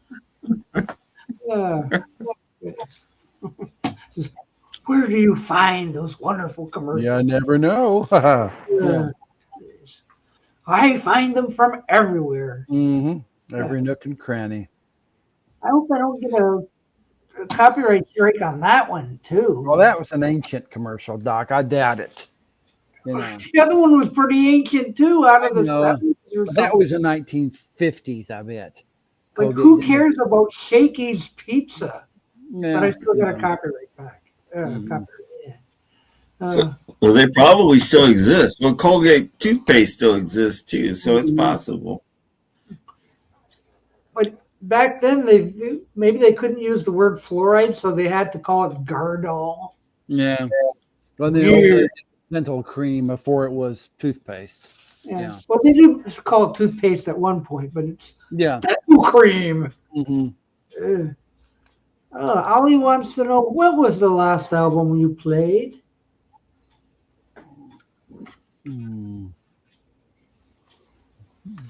I'm sorry, Doc. You don't have one? I forgot. I did play. This one. Well, this one. I played that. I played this after we talked about it the other day. Dickerson sings the great instrumentals. Ooh. That's got to be a gem, whatever that is. Oh no, it is. It is. He sings Wipeout, and sings Wipeout. Yeah. He sings Wipeout and Pipeline and all the great instrumentals. He sings them. Does he sing them or does he hum them? Dum dum. No, he sings them.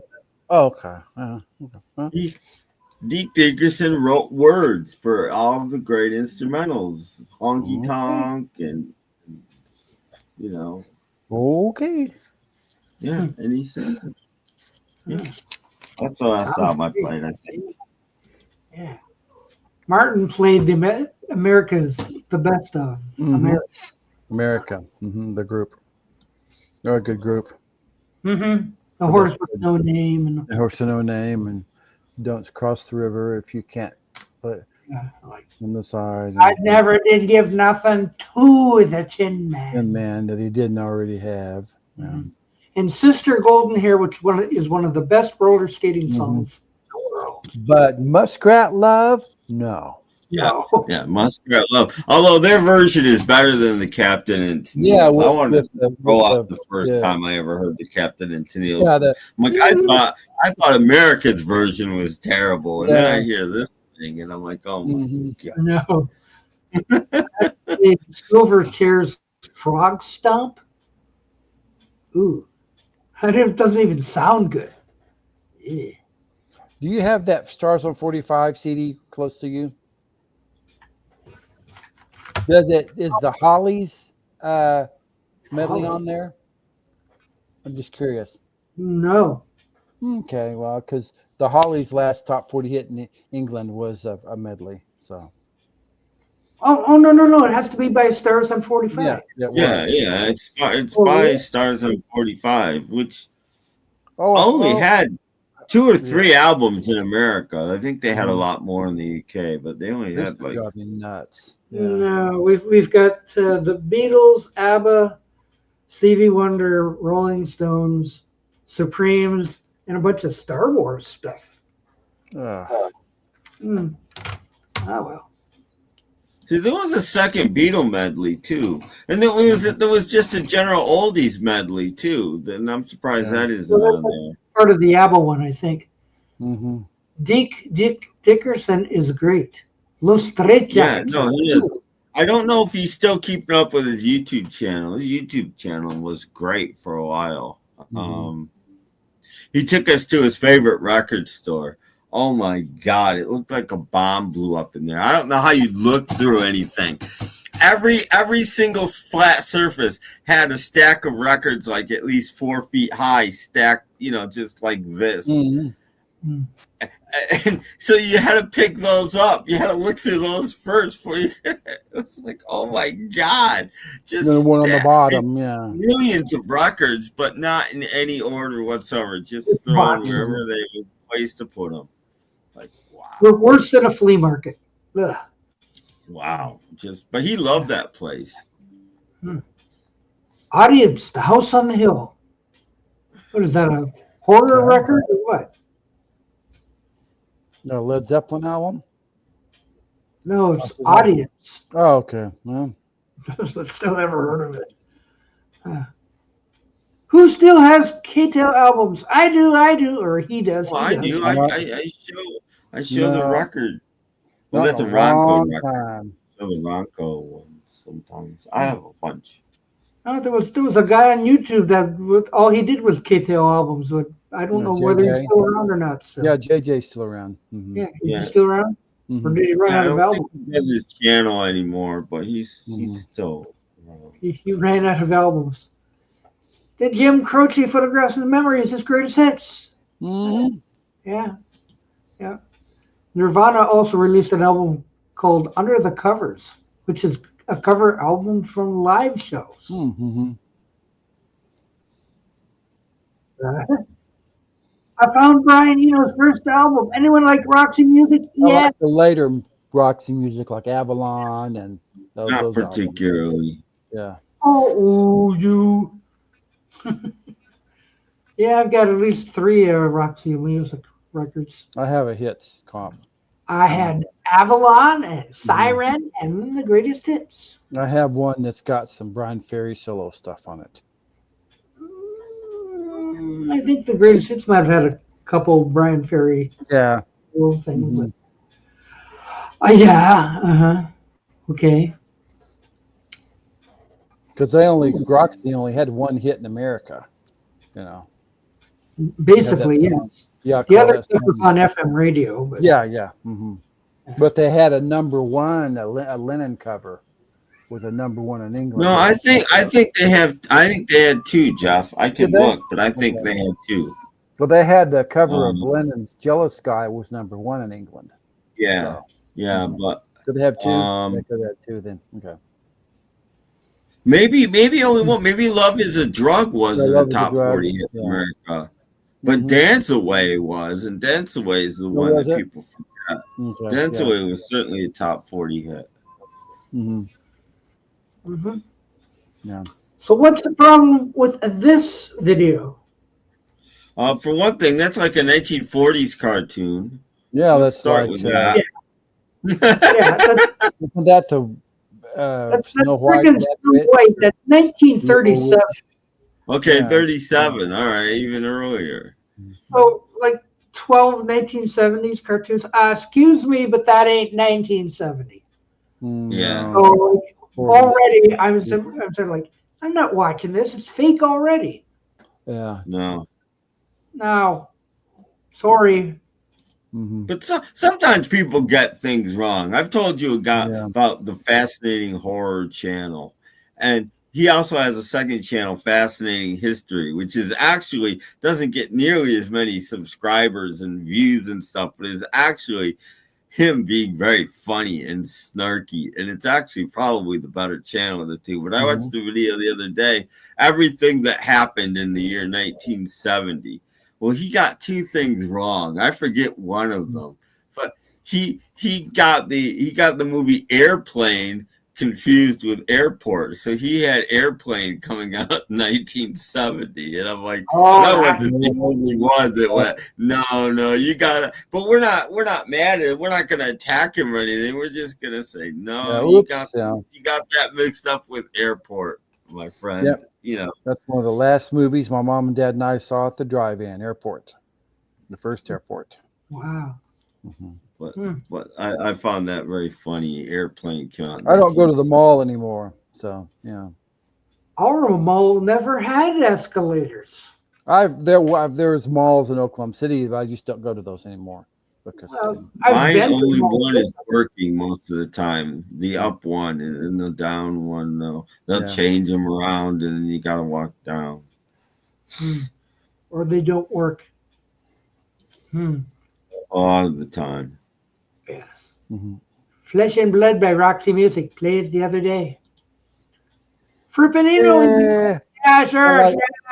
I like some of his ambient. Yeah, I don't do prog and I mean, I like the song Daryl Hall did with Robert Fripp, "Burn Me Up, I'm a Cigarette." That's okay. And I think Peter Gabriel's "Here Comes the Flood" he did with Robert Fripp is better than the one on his own album. But that's about it for me. Fripp. And his guitar playing with Bowie was pretty good. He was in all the airport movies, but the first one was the best. Yes. Good old George Kennedy. And it's the same guy who did Lost in Space and the Time Tunnel. Irwin Allen, he did the disaster movies, and that was his first, I believe. Wasn't his Airport his first movie? No, I don't think Irwin Allen has anything Or was to do it? with Airport. No. Or was it Towering Inferno? Maybe I'm wrong. No. Okay, now Sim, sorry. Well, why can't I think of the name of the movie that I think was his first? Poseidon Adventure, I think. Was his first. Then that was before Towering Inferno. Yeah, then Towering Inferno. Yeah. Let's try another. Oh dear, what is this? The scene no one understood. What scene is it? Well, I think I wouldn't click on this either because Charlie Brown is in Sally's body. Oh, ooh. So like this is totally made up. So I don't think there was a scene in there that no one understood. Okay. Fake. See, I think these people are using AI thumbnails, which everybody's doing now. They're just being stupid. Just make your own damn thumbnail, and more people will watch your video because people see stupid stuff like that, and then just no, I'm not going to watch your video. 49,000 views at that point. Yeah. Oh, okay. People I've always wondered. And young people don't care. Young people love AI. Oh, give me more. I want it eventually to kill me because it will. Yeah. So bring it on. Bring death on quicker because AI is going to kill us all eventually. And I'm not being. It's gonna. It's gonna get smart enough to realize that it doesn't need us, and then it'll start. It'll start because everything like automated now. Suddenly we won't have any food because it'll stop that automation. It'll stop automation. It'll stop everything we need to survive. It'll just stop. I always wondered in the Charlie Brown cartoons, is Peppermint Patty a boy or a girl? Even she doesn't know. Patty's a girl. Okay, because I had a friend named Patty who used to dress like that, and she was a girl. So I thought, hoping it was a girl. Patty's a girl. She's a tomboy, but she's a tomboy. That's why Charlie Brown doesn't like her because she's a tomboy, but she's a girl. So I'm right there in the airport this time. They was going to say, "Oh, that was a boy." No, that was a girl. So, okay. Was OJ in the airport? Not in the first one. He may have been one of the later ones. Yeah, maybe. But the first one had Dean Martin and had Van Heflin and had so many other people I can't think of. The Naked Gun movies. That's where Naked Gun, and this is the airport. Well, no, OJ was in the Towering Inferno. That was one of his first movies, I think. Because the first. So was Mike Woodland. Yes, he was. He was in the thing. He was in the thing that they were lowering, and his mom fell out of it. Oh no! Because it went like that. It must have been Carol Lindley. No, Carol Lindley was in Poseidon Adventure. She was in the boat. She wasn't in the building. Tim is right. To be honest. Right. Yeah. I don't understand, but that's funny because Peter Boothroyd is one of the ones feeding AI all the information and using it and getting it to be smarter. That's the thing. I tell people, just don't use AI. Yeah. If we don't use it, it won't get any smarter. It only learns from us using it. Yeah, and he lived. Red Buttons was in both movies, and he lived through both of them. Wow. Red Buttons is a serious disaster. Yes, he was a disaster movie guy. Yeah. Yes, and AI from Peter Boothroyd.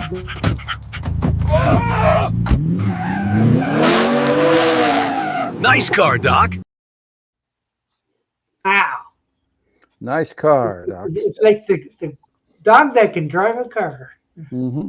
Yes. I'm trying to make AI laugh so it won't kill me. Well, good luck We're with all that, doomed. Peter. We're all doomed.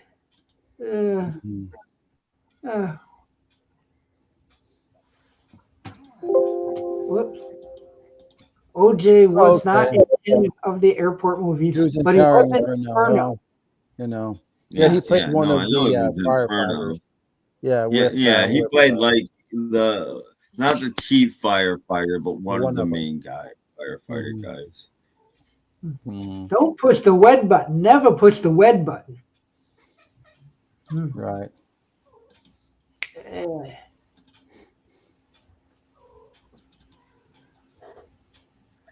Oh.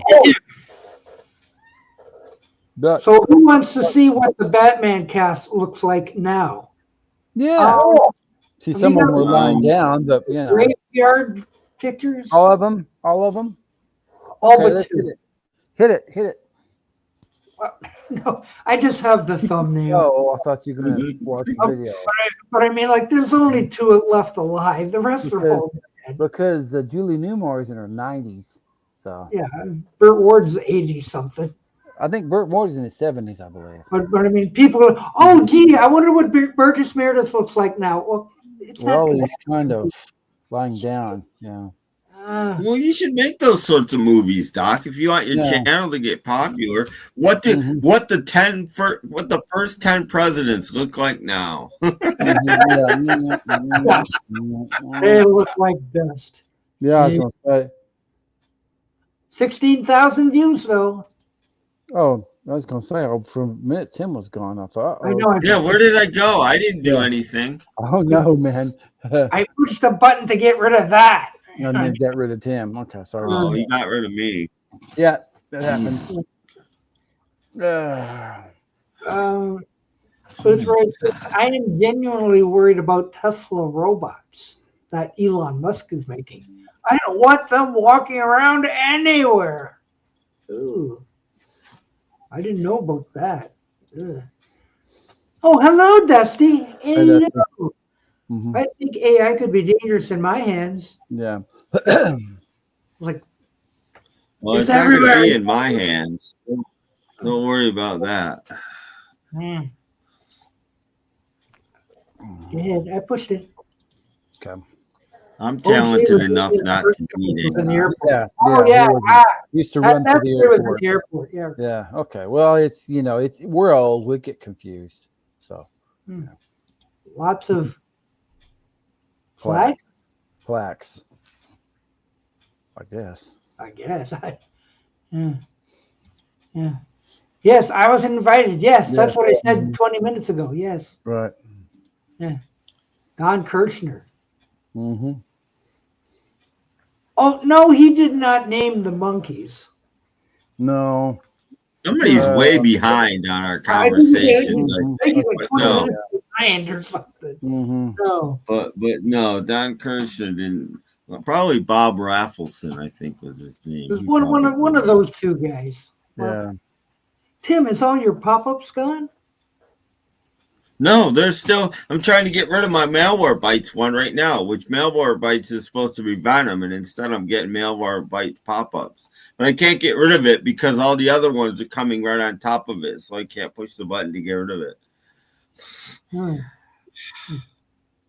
Dusty's going to work what I'm on doing right now. I'm trying to get the pop-ups, but I can't. Oh, don't worry. We'll be on a Peter Boothroyd thing where we're all. Yeah, well, yeah. In fact, Dusty, there's an extra hole right there. It's an extra. Yeah, we have a little time left. Yeah. I can't figure out why there are. I've never been able to figure out why there's 5 of us on the new Doc Dacus intro. Why is Jorgen here? Jorgen is never on Thursday Night Soup ever. He's in bed. You have to take that up with Mr. Boothroyd. He was the one who made that. Mm-hmm. Well, that's okay. Whatever. Now, did anybody know this? This is true, apparently. I haven't watched it, but apparently Professor Rock interviewed David Letterman, which good for him. See, that's real. He did. That's good real. Like what?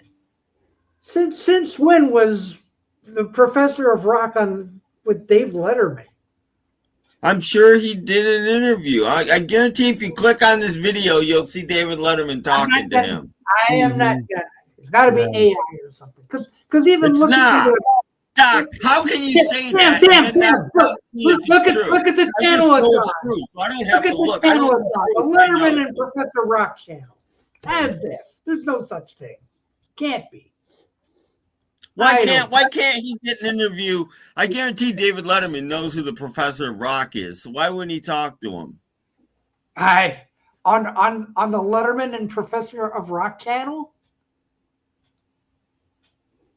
I think he probably did that just for this one video, the Professor of Rock. I don't know about that. Poor Dusty Spence has had oral surgery. Okay. Sorry to hear that. Ooh. You're well, son. That's rough. Yeah. Hope you're feeling better, Dusty. Yeah. David Letterman will not be appearing on the Doc Dawkins channel. This is true. Well, that's a shame. No, because you know why? Because David Letterman will be funnier than the host. He's just like the Canadian stud muffin. Yeah. You sit on my lap. Yeah, he does a little bit. Yeah. Well, he does. David Letterman does look like Santa Claus. So maybe Professor of Rock is asking what he wants for Christmas. That'd be nice. Isn't that sweet? What does he do now? I guess he does that little interview show, and that's it. Because he's retired. Well, no, he does. He has his own YouTube channel, and he does a show on there with his ex-producer. They're pretty funny shows, actually. The Barbara Gaines show. He used to go there, but lately they've been doing it just the way we're doing it. But he used to go there, and he would always ask her, "Who else do we have on?" She's like, "Just you, Dave." "Oh, I'm the only guest tonight." He'd be surprised every time.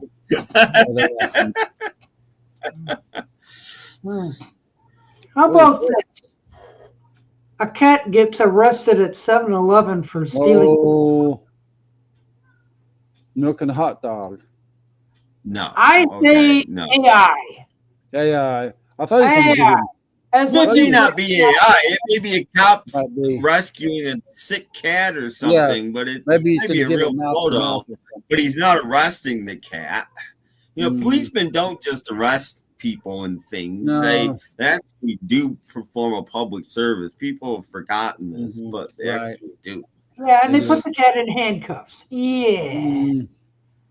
Well, I don't see the handcuffs because it's a little picture. If the cat's in handcuffs, then it's AI. Kitty handcuffs, yes. Yeah, the cat's in handcuffs. I just see a guy carrying a cat. Yeah. That's all I see. By a 7-Eleven.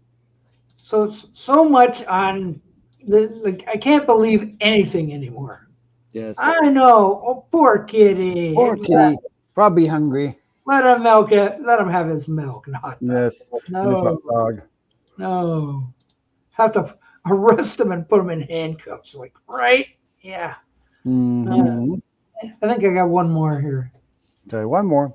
One more. What do you got this time? Yeah. Oh, okay. Worst 70 albums. Aerosmith's album is terrible? No. Okay. I have no knowledge of either of these records failing miserably. Yeah, the other Aerosmith may have been the one after Joe Perry left. Well, they I don't think they did very well when they came out, and some people considering that failing miserably. But because they sold later, so sold a bunch of them later. Yeah.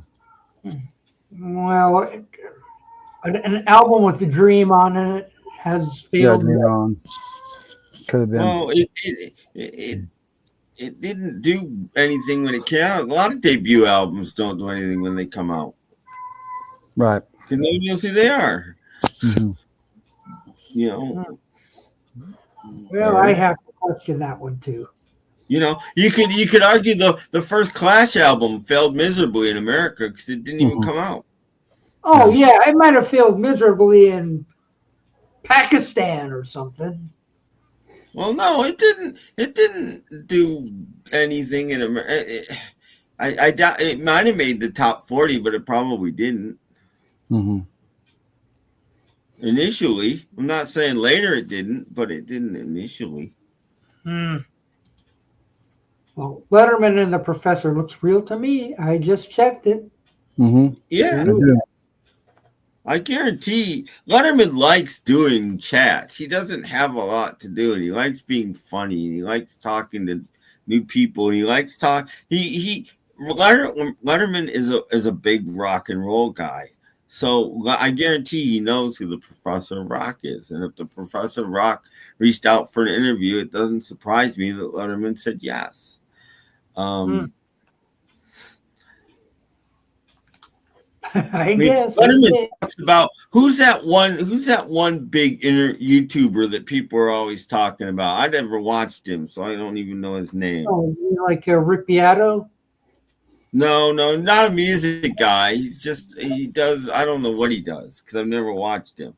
But Letterman talks about him all the time. No, not Rick Beato. Nope, sorry. No, I can't think of the guy's name. But he's got millions of followers or subscribers.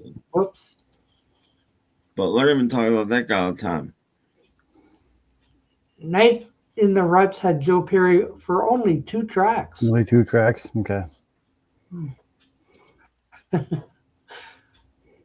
Tim Allen? No. The famous YouTuber Tim Allen? Well, I said this before. Journey was supposed to be, the concept of Journey was supposed to be a rotating band. It was never supposed to be the same members. Every album was supposed to have different people on it. It would just be like this collective. It was supposed to be like a collective. It wasn't supposed to be in real actual band. Same thing with the Alan Parsons Project. They were supposed to be just, this album has these people, this album has these people. You know, it was supposed to be like that. It wasn't supposed to be a real band. It was a concept. George Costanza says, it's not a lie if you believe it. Okay. Hard to argue with that. But why don't the characters on Seinfeld talk with a thick New York accent? Why is that? Because they didn't take their characters seriously. Because they're make-believe. Not everybody in New York talks with a thick New York accent. Not everybody in Texas talks with a heavy Southern accent and says y'all. Yeah. It used to be that way, but these days there's so much information coming in from everywhere that you don't necessarily, get that.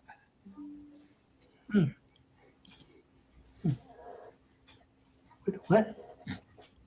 From the video, the Barbara Gaines show, Barbara, Bill Sheff, and Dave talked to Adam Reeder about his successful YouTube music channel. Oh, okay. Oh. Yeah. Okay, well, when Dave Letterman contacts me, we'll know. Well, yeah, good luck with that. I remember hearing that also. Journey was supposed to be a rock vehicle, not have a permanent lineup. Yeah.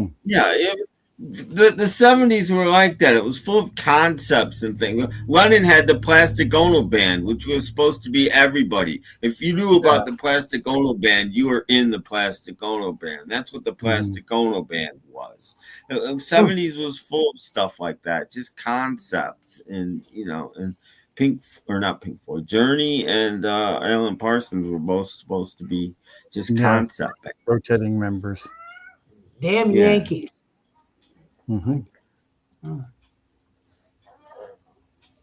Okay. Ran out of little internet tidbits and ran out of, Boy, that went awful fast. How about that? Yeah. Almost 2 hours. All right, let's go. What's going on down there? Explain yourself. What's that? I don't know. Oh. Santana as well. Yeah. Mm-hmm. Yeah. Santana. Well, Santana was just supposed to be him and whoever he played with. I think. Yeah. That was the original concept. That's why it was called Santana. Mm-hmm.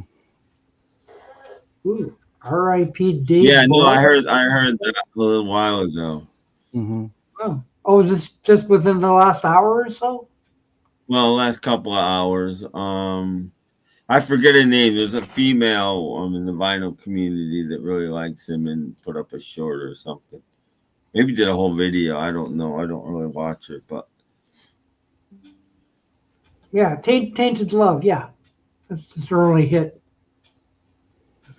well, it's only hitting the States. Yeah.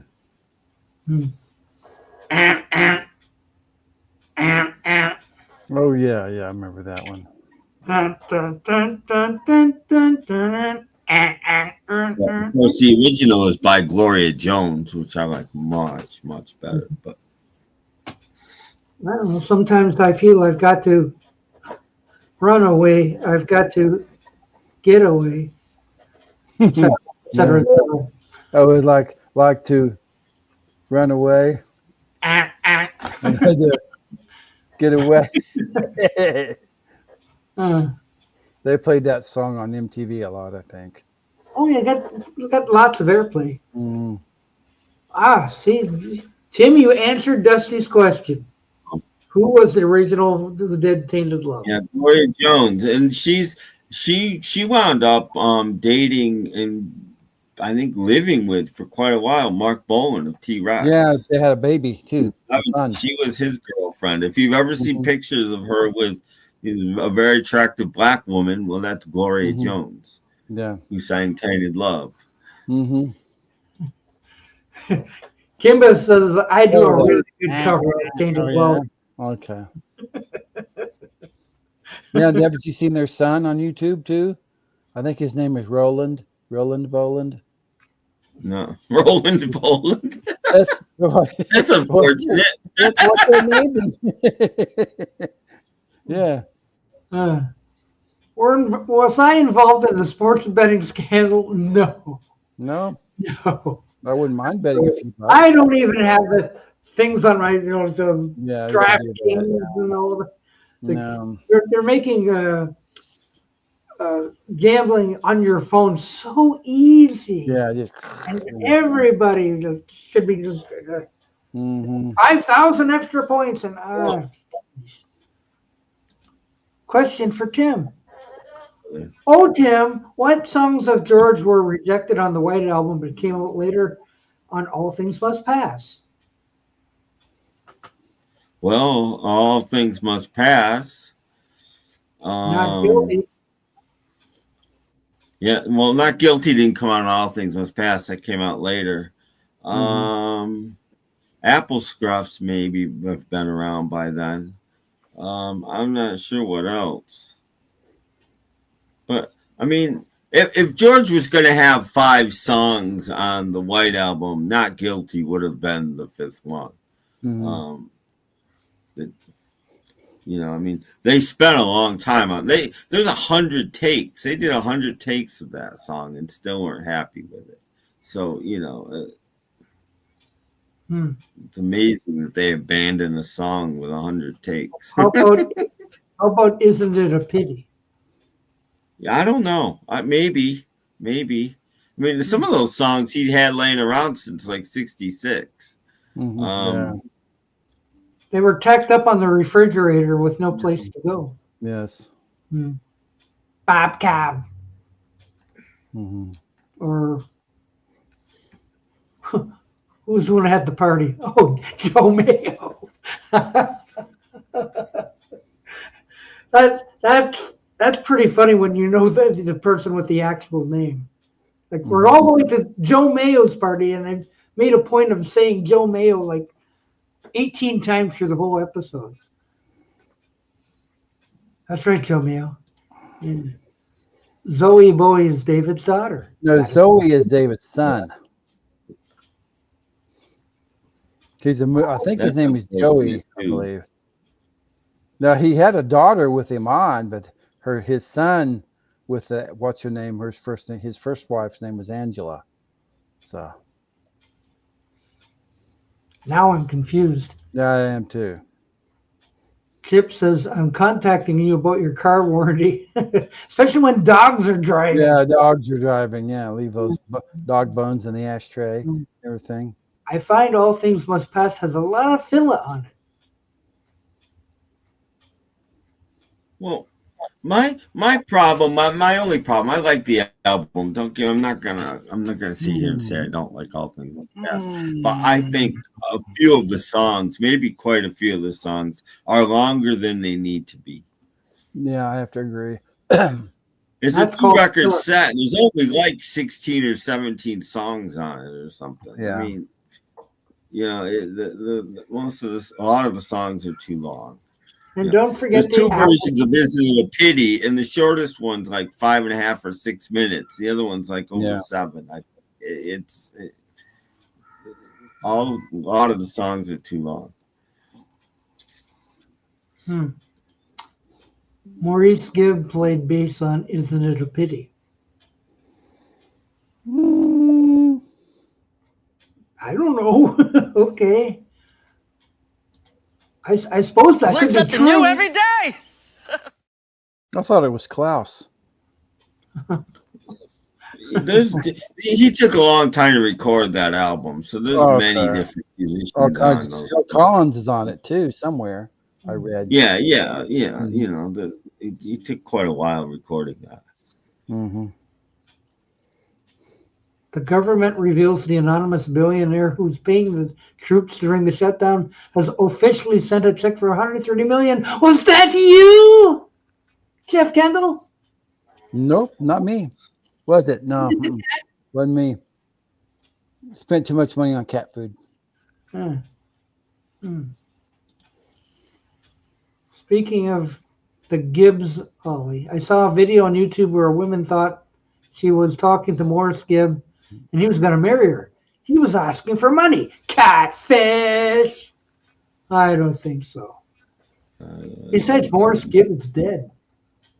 Yeah, he's died in the 90s.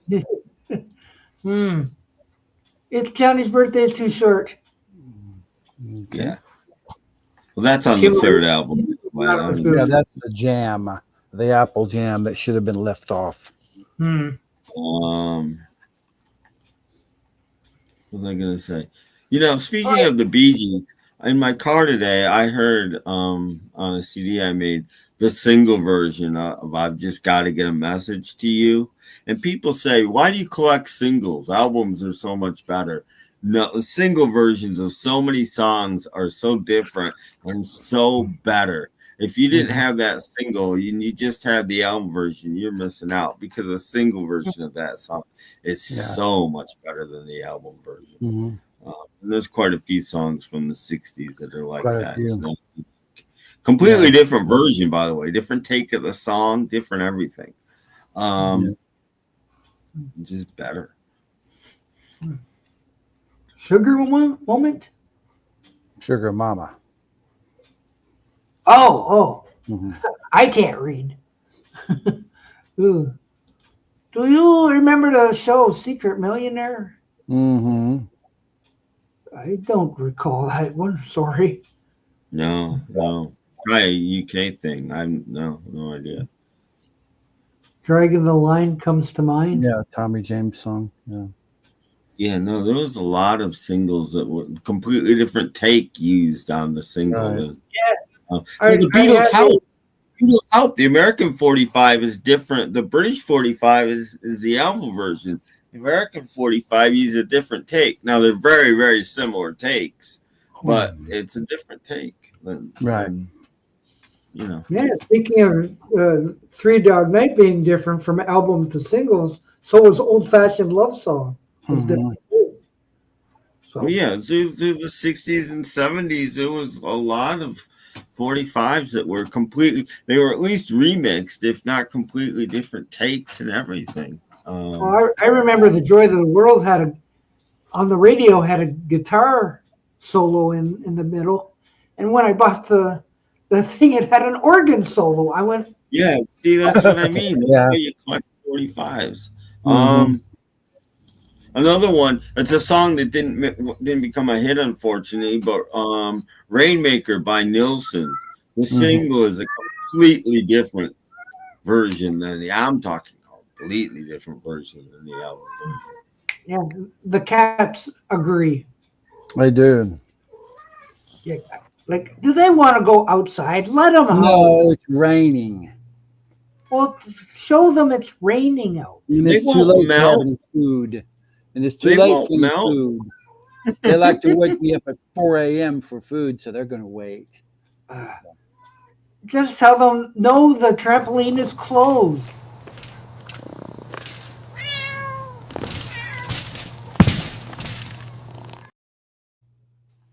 Mm-hmm. You got to learn how to use that trampoline. Understand, if he lets the cats out and then doesn't let them back in again, his problems are over. But he doesn't seem to understand that. Dusty says when he was young, he always thought 7-inch singles were edited, which most of the time they were. Yeah. Well, sometimes, no, not most of the time. A few times, but most of the time they Yeah, were. but they weren't the album ones. They were cut down for time. Well, some, a lot weren't. Especially in the 60s. Songs were generally under 3 minutes in the 60s. It didn't matter albums or singles. They weren't edited. Let's move on. Go, Jeff and the Kitties. Yay. Jeff always looks like he breaks his ankle. Yeah, I agree. Yeah. Maybe I should edit and put it up and when he hits the. Yeah. Oh, the Professor of Rock interviews the 2 surviving members of Three Dog Night.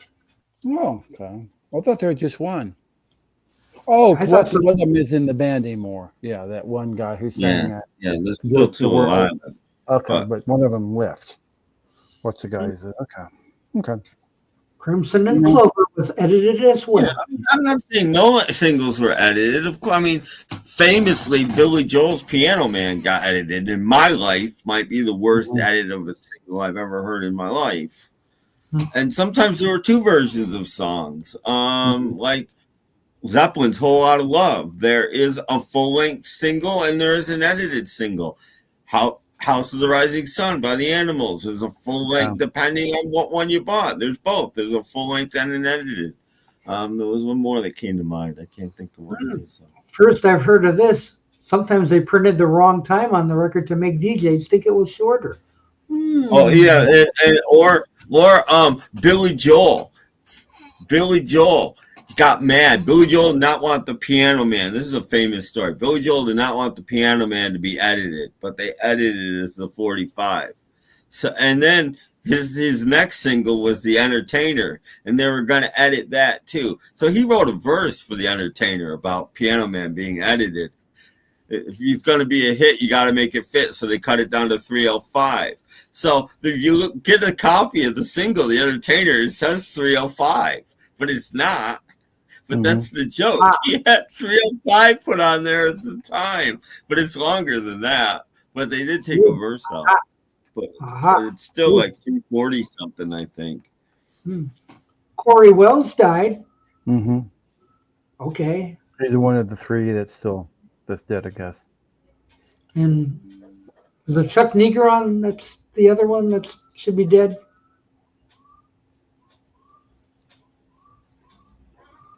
Yeah. Okay. We're not sure. By whistling. What in the world? Well, cats don't whistle, so it's something else. I had an ambulance. Whistling? Somebody out there in the ground whistling? You know. That's weird. I don't know. We're getting old, yeah. Mm-hmm. Well, don't forget, you can get some one a day for your for men You and have to be 50 plus, so men and homes. Homies? Homies. Homies and men and homies. So. Well, why do they make them gummies? Because they're sometimes they don't put their teeth in. Well, But they have to gum the gummy. Well, yeah, but you still need teeth to chew the gummies. So, like, I why know. are they They can gummies? gum them. They dissolve. Slide down sometimes. With a big couple of sips of milk or water, and down it goes. You know. Just swallow the damn thing. Yeah. Danny Hutton's still performing. Yeah. Mm-hmm. And Chuck is 83. Yeah. Yeah. I remember my mom would take me to Zodi's, and I would get a 45 RPM single for every good grade. Yeah, that's good. Wow, Mom says I can spend 77 cents on you. Sometimes I got as many as 3 45s. Yeah. I wasn't that broke. My dad used to bring me 45 a lot. Yeah. Chuck is in a wheelchair. Oh, is he? Yeah. Well, then he and Phil Collins should collaborate. All right. You never know. I know. I guess. Oh, what's this? Oh, yeah, it's the bulletin board. Oh, okay. The CD. Oh, we doing Partridge Family again? We're doing Partridge Family again? Okay. I changed it up this time. Okay.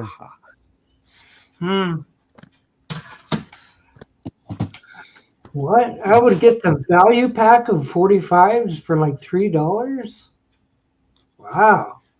Well, they used to have in the late 70s, they would put together these. Sometimes there was as many as some places had 3 for $1, some places had 10 for $1. I remember this store Bradley's. I bought 2 packs, 10 for $1, $2, and 16 of the 2045s were all Apple. Yeah.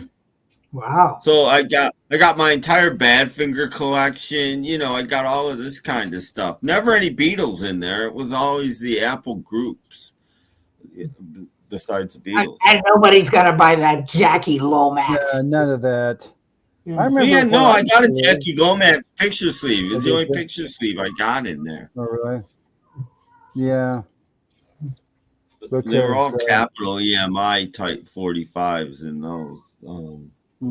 I got Anne Murray. I thought this was ridiculous because it was mostly an Apple sack, you know, but in that 45 on the orange capital label was Anne Murray. And you know what song she was doing? Probably a Beatles song. You Won't See Me. Oh, yeah, Beatles song. I knew her version before I knew the Beatles version because I bought that pack of 45s. Yeah. Well, Dusty bought the Partridge Family Greatest Hits, and he has all the Partridge Family he needs. Just kidding. Because you don't have sunshine if you just have the greatest hits. Chuck wrote a book called Three Dog Nightmare. Ooh. I got a swan. She loves you in one of those value packs. Ooh. Yeah. Oh, there you go. Yeah, you know why? Because they printed zillions of them. Well, no, there were counterfeits. No, and by then it probably was a counterfeit. There was a lot of counterfeits around in the mid to late 70s, and there are again. I don't know where they came from, but in the last 10 years, there's been a crop load of shoes and counterfeits. Yeah, you can be the 4th person on there. Hey, we're missing a person. Did they sell records at Sears? Yes, they did. I remember. Yeah. Albums and singles. Yeah. I like their singles. They're usually right by the counter. They had some budget singles sometimes too. I don't remember if they were in packs or just marked down, or I don't remember, but I know I bought a few budget singles from Sears. Probably ones that were off the charts or something. Yeah. I guess. Wow. But yeah, our Sears had records. Usually up in the home entertainment department, where the TVs and the stereos were. Yeah. Okay. I bought my we bought records at Ben Franklin. Yeah, they would have been in Franklin here. They used to sell records too. Back in the 50s and 60s, every place sold records, Yeah, especially in the yeah. 60s. Grocery stores sold records. Mostly, you might have carried the top 10 or 20, but most of they just had budget records. You know, a lot of these budget records, like all of those Christmas records you see, these compilations and stuff, a lot of those came from grocery stores. Yeah. Gas station. And labels like is it Hillside and all of these like Pickwick, a lot of that stuff came from grocery stores. Dusty says, I'm trying to set Tim up with Patty from my Partridge Family Collection channel. That is a match. Not being sarcastic. Well, Didn't that's you a lot know of about that. Patty from my Partridge Family Collection channel? I know who she is. Yeah, no, she's okay. She's No, good. I she's like okay. her. She's all right. I like her. Rather watch her than Rick Beato. Yeah. She's not as good as my latest. Alan's first record was bought at Woolworths. Yep. Yeah, Kresge's, sure. All of those. Yeah, everybody sold records. I mean, when I was a kid, and literally in my little town, there was I was going to say there was at least 25 places to buy records, but I guarantee there was more than that. Probably everywhere. Probably closer to 50. 50. I mean, even I don't know if they had it in Canada or where you lived. Did you guys have phase drugs? Either one of you? No.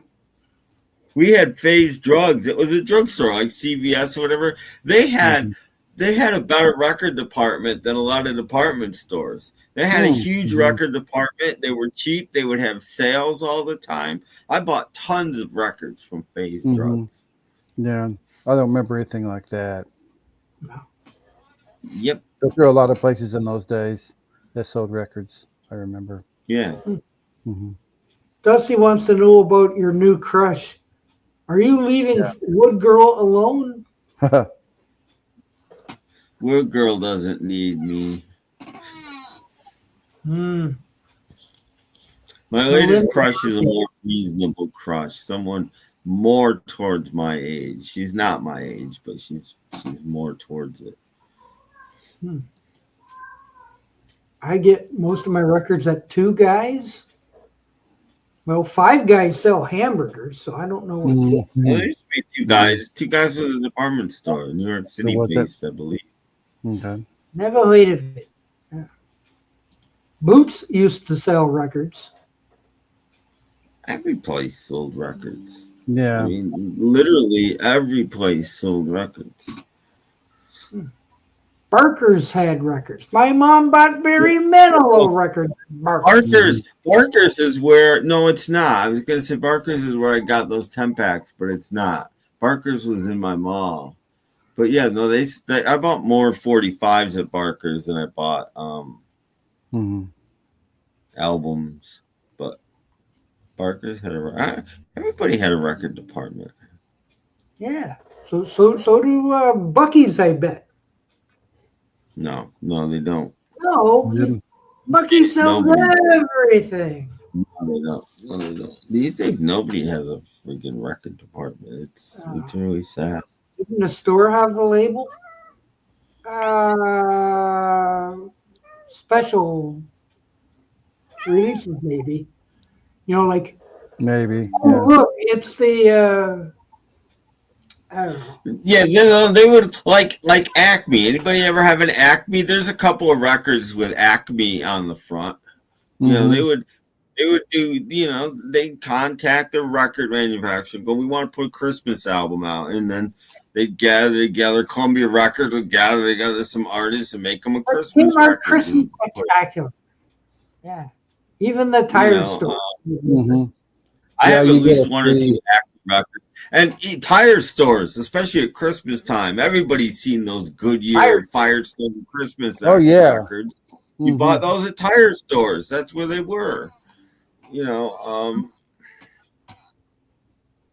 Lee bought music at Caldor's and Bradley's. Yeah.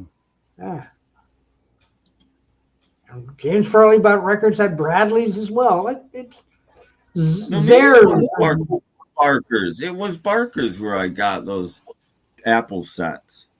And at one point, they also got in when Apple was getting disbanded. They brought in all these Beatle albums on Apple for like $3.50 a piece or something like that. They have this blowout sale, $2.99 and $3.50 a piece for Beatle albums. And I think I bought my first Beatle album there.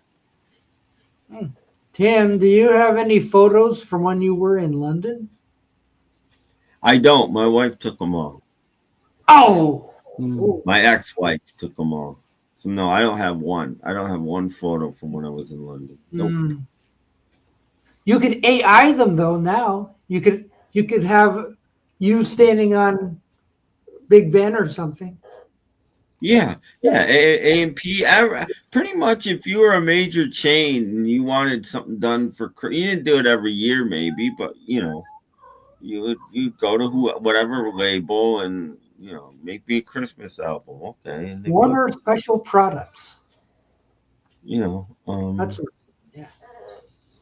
I remember reading Steal This Book by Abby Hoffman.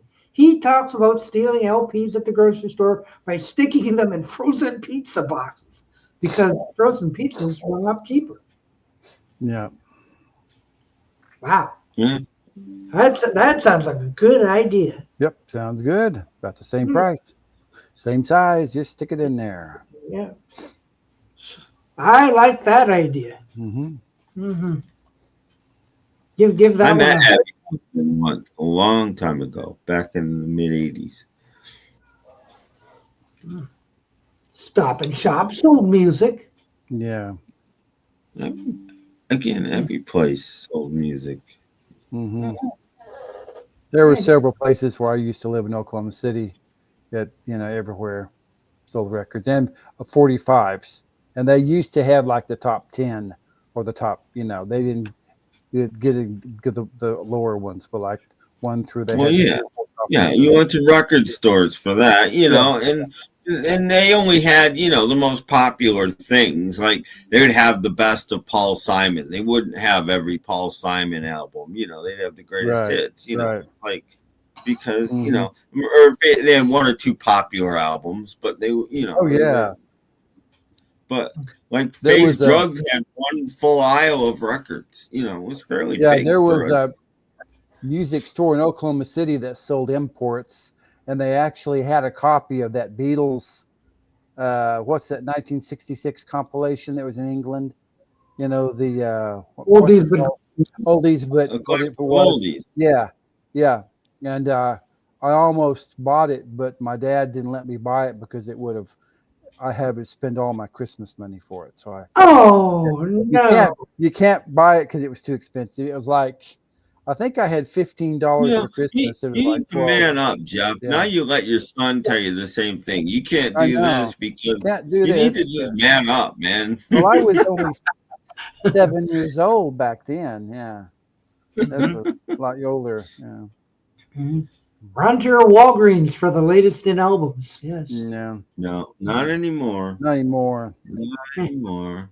Your dad didn't let you buy a lot of things. Well, a few years ago, they were still selling DVDs and CDs and stuff, though, at places like that. But now they're not even doing that anymore.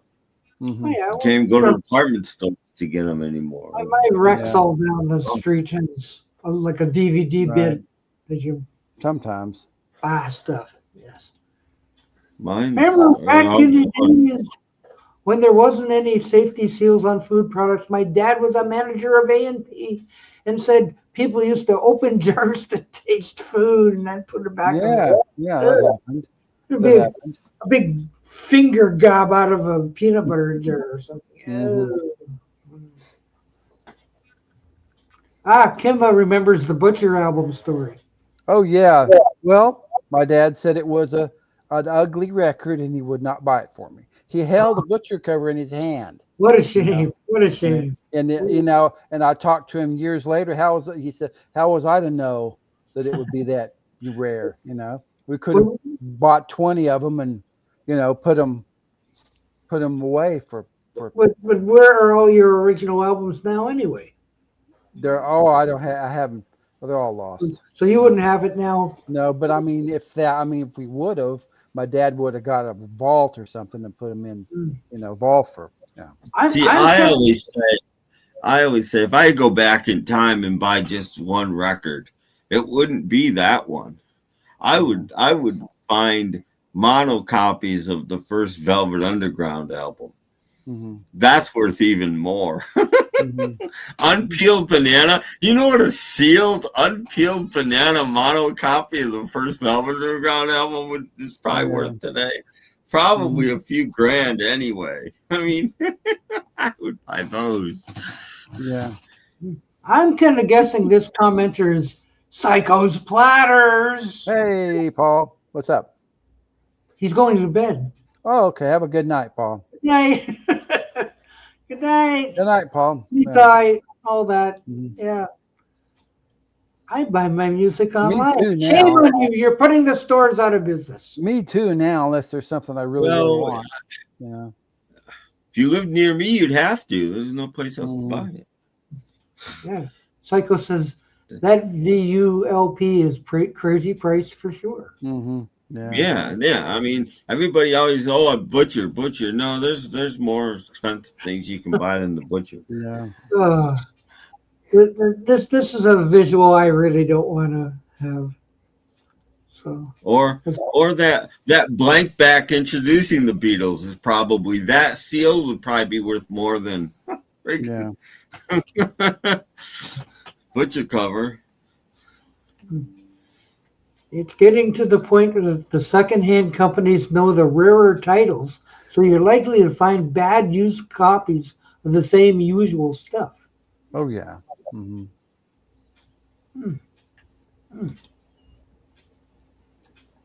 I was thinking the same thing, Tim. Yeah, there are, everybody just goes automatically for the butcher, but you got to think. I mean, butcher might have only been around most stores for one day. I always argue that there were many mom and pop shops that didn't send it back, that had it and then sold out. That's why there's the one that But even so, if you're counting the paste overs and stuff, so many of them got pasted over. It's not that rare of an album. There's at least a couple 100,000 of them probably. The first Velvet Underground album, the first pressing, and probably only sold 10,000 copies or less. Mm-hmm. Well, at this store that we saw the butcher cover was there on one Saturday. That's when we went grocery shopping. Mm-hmm. The next Saturday, it was the trunk cover. So I don't know if I got them. But that wouldn't have been a mom and pop place, though. That would have been a chain guy that probably would have sent it back. But if you owned Herb's Records in 1966 and you got his Beatle album in, probably only would have got 3 or 4 copies at the most because you're Herb's Records. Mm-hmm. You're not gonna, if they didn't all sell on the first day, you're not gonna send them back when you get the little notice from Capitol. Mm-hmm. You're just gonna tell them that you sold them and you'll sell them. You're not gonna bother with that. You're just gonna keep them and sell them. Right. Mm-hmm. That's what you're gonna do. Because how were people to know it was going to be this rare an album after a half a century? Well, Unless you're offended by it. Now, if you were an old guy and you got that in and you didn't like it in the first place, I can send this back gladly, but. Well, see, I didn't bug me. Like my dad said, his words were, it was an ugly record. I don't like it was an ugly cover. That's what you're not having that. I don't like it with the meat. It was an ugly looking cover, and I'm not buying this one. And he stuck it back in the. And you kind of like, oh. And you cried and cried. No, I didn't cry. My dad made me pick other things. So. Are cassettes making a comeback? I hope not. Well, he grabbed the Shirley Temple record, and that started a lifelong obsession. No. Probably. Knowing me, I probably got a handful of 45s, So that was to pacify you, so you wouldn't. 4 or 5 or 6 45s. Look, you've got a pile of them now. You don't want that ugly Beatle. You don't want that ugly record. Okay, you all got all these. Now put that Rolling Stones one back. He didn't. My dad didn't like the Rolling Stones either. He said, put that Rolling Stones one back. You can have the rest of them. So I had to go to my friend's house to listen to Rolling Stones. He didn't like the Rolling Stones. So whatever. Wow. He liked the Beatles. He liked the Yardbirds. He liked. Oh, I don't like those Rolling Stones. Yeah. Why do you like the Yardbirds? They had longer hair than the Stones did. Well, my dad. Remember, my dad took me to that amusement park and they were playing. And that's pretty loud stuff. But it was 60s and it was just the time. The music and everything. I think the Yardbirds were louder than the Stones. Oh, they were. Oh, yeah. Mm-hmm. In my opinion, they were much louder than the Stones. Oh, yeah. So I don't. James Farley's grandma wouldn't let him buy the Woodstock 2 albums because there's nudity in there. Mm-hmm. Oh, terrible. Hi, Steve. Hi. Steven. We're waiting for Ski Lodge number 200. Yes, coming up. Yeah, next week. What would have been another tasteless cover around that time besides The Butcher? The Two Virgins album a couple of years later. Yeah, that's true. That was pretty tasteless. Mm-hmm. Yeah, well, it came in a brown paper wrapper thing. Mm-hmm. Well, I think this is a couple years later, but that Zappa cover with like the teeth all in the front is pretty disturbing. Yeah, Ollie, I disagree. When Jeff Beck and Jimmy Page are trying to outdo each other on electric guitars, it was as loud as hell. Now, when I saw them, I didn't know it at the time, but I later did some research, and Jimmy Page was playing bass. It was right after he joined the group. So that was the beginning of the Loudness Wars. Yeah. Mm-hmm. Yeah. Even before the record companies got involved. Right. You gotta remember, around late 65, 66, the Stones got mellow for a little while. Yeah, for a little bit. They put out Between the Buttons, and they got mellow, which is great. It's probably my favorite period of the Stones. And the Yardbirds are doing Happenings 10 years time ago, and Over Under Sideways Down, and this kind of, and the Stones are doing She Smiled Sweetly. I mean, the Yardbirds were louder than the Stones. Yeah. It moved 200 shows and no Alma Cogan. Okay. I guess. Okay. The Orleans are. Oh yeah. The was that Still the One record of Orleans? That was way later. They're just a bunch of guys without shirts. That's all. Wow, that's pretty offensive. I feel like the Animals and the Yardbirds didn't make girls go crazy like the Beatles and the Stones. Well, see, Kimba, they were British invasion groups, so I'm sure, like the Beatles and the Stones, they sold 45s. They didn't scream for the Kinks either. Probably, because I have no recollection of the Yardbirds concert, but I do remember my mom driving me around looking for Yardbirds 45s. Yeah. Kinks didn't really make any record. The Yardbirds didn't really either. But no, they were just 45s. They were concerts. Yeah. Yeah, They had better security. Mm-hmm. The first music I bought was a cassette of Sgt. Pepper. It had Fixing a Hole, my favorite. Yeah. Mm-hmm. Probably didn't have any shoes on either. Yeah. Poor James, he has a fixation on shoes. Okay, where are we at? 2.5 hours. Ooh, 2.5 hours. Is this enough for most people? Yeah, it might be bedtime. It's enough for me. Well, no, you're up all night. Yeah. Yeah. Even Dusty went to bed, I think. So yeah, that should be a hint. It'll be that Sunday though. Time for some kids to just go. Yeah, Yeah, but the Who didn't make it in. People don't remember the Who didn't make it in America till late '67, early '68. They were nobody then. Not in America, unfortunately. We were dumb.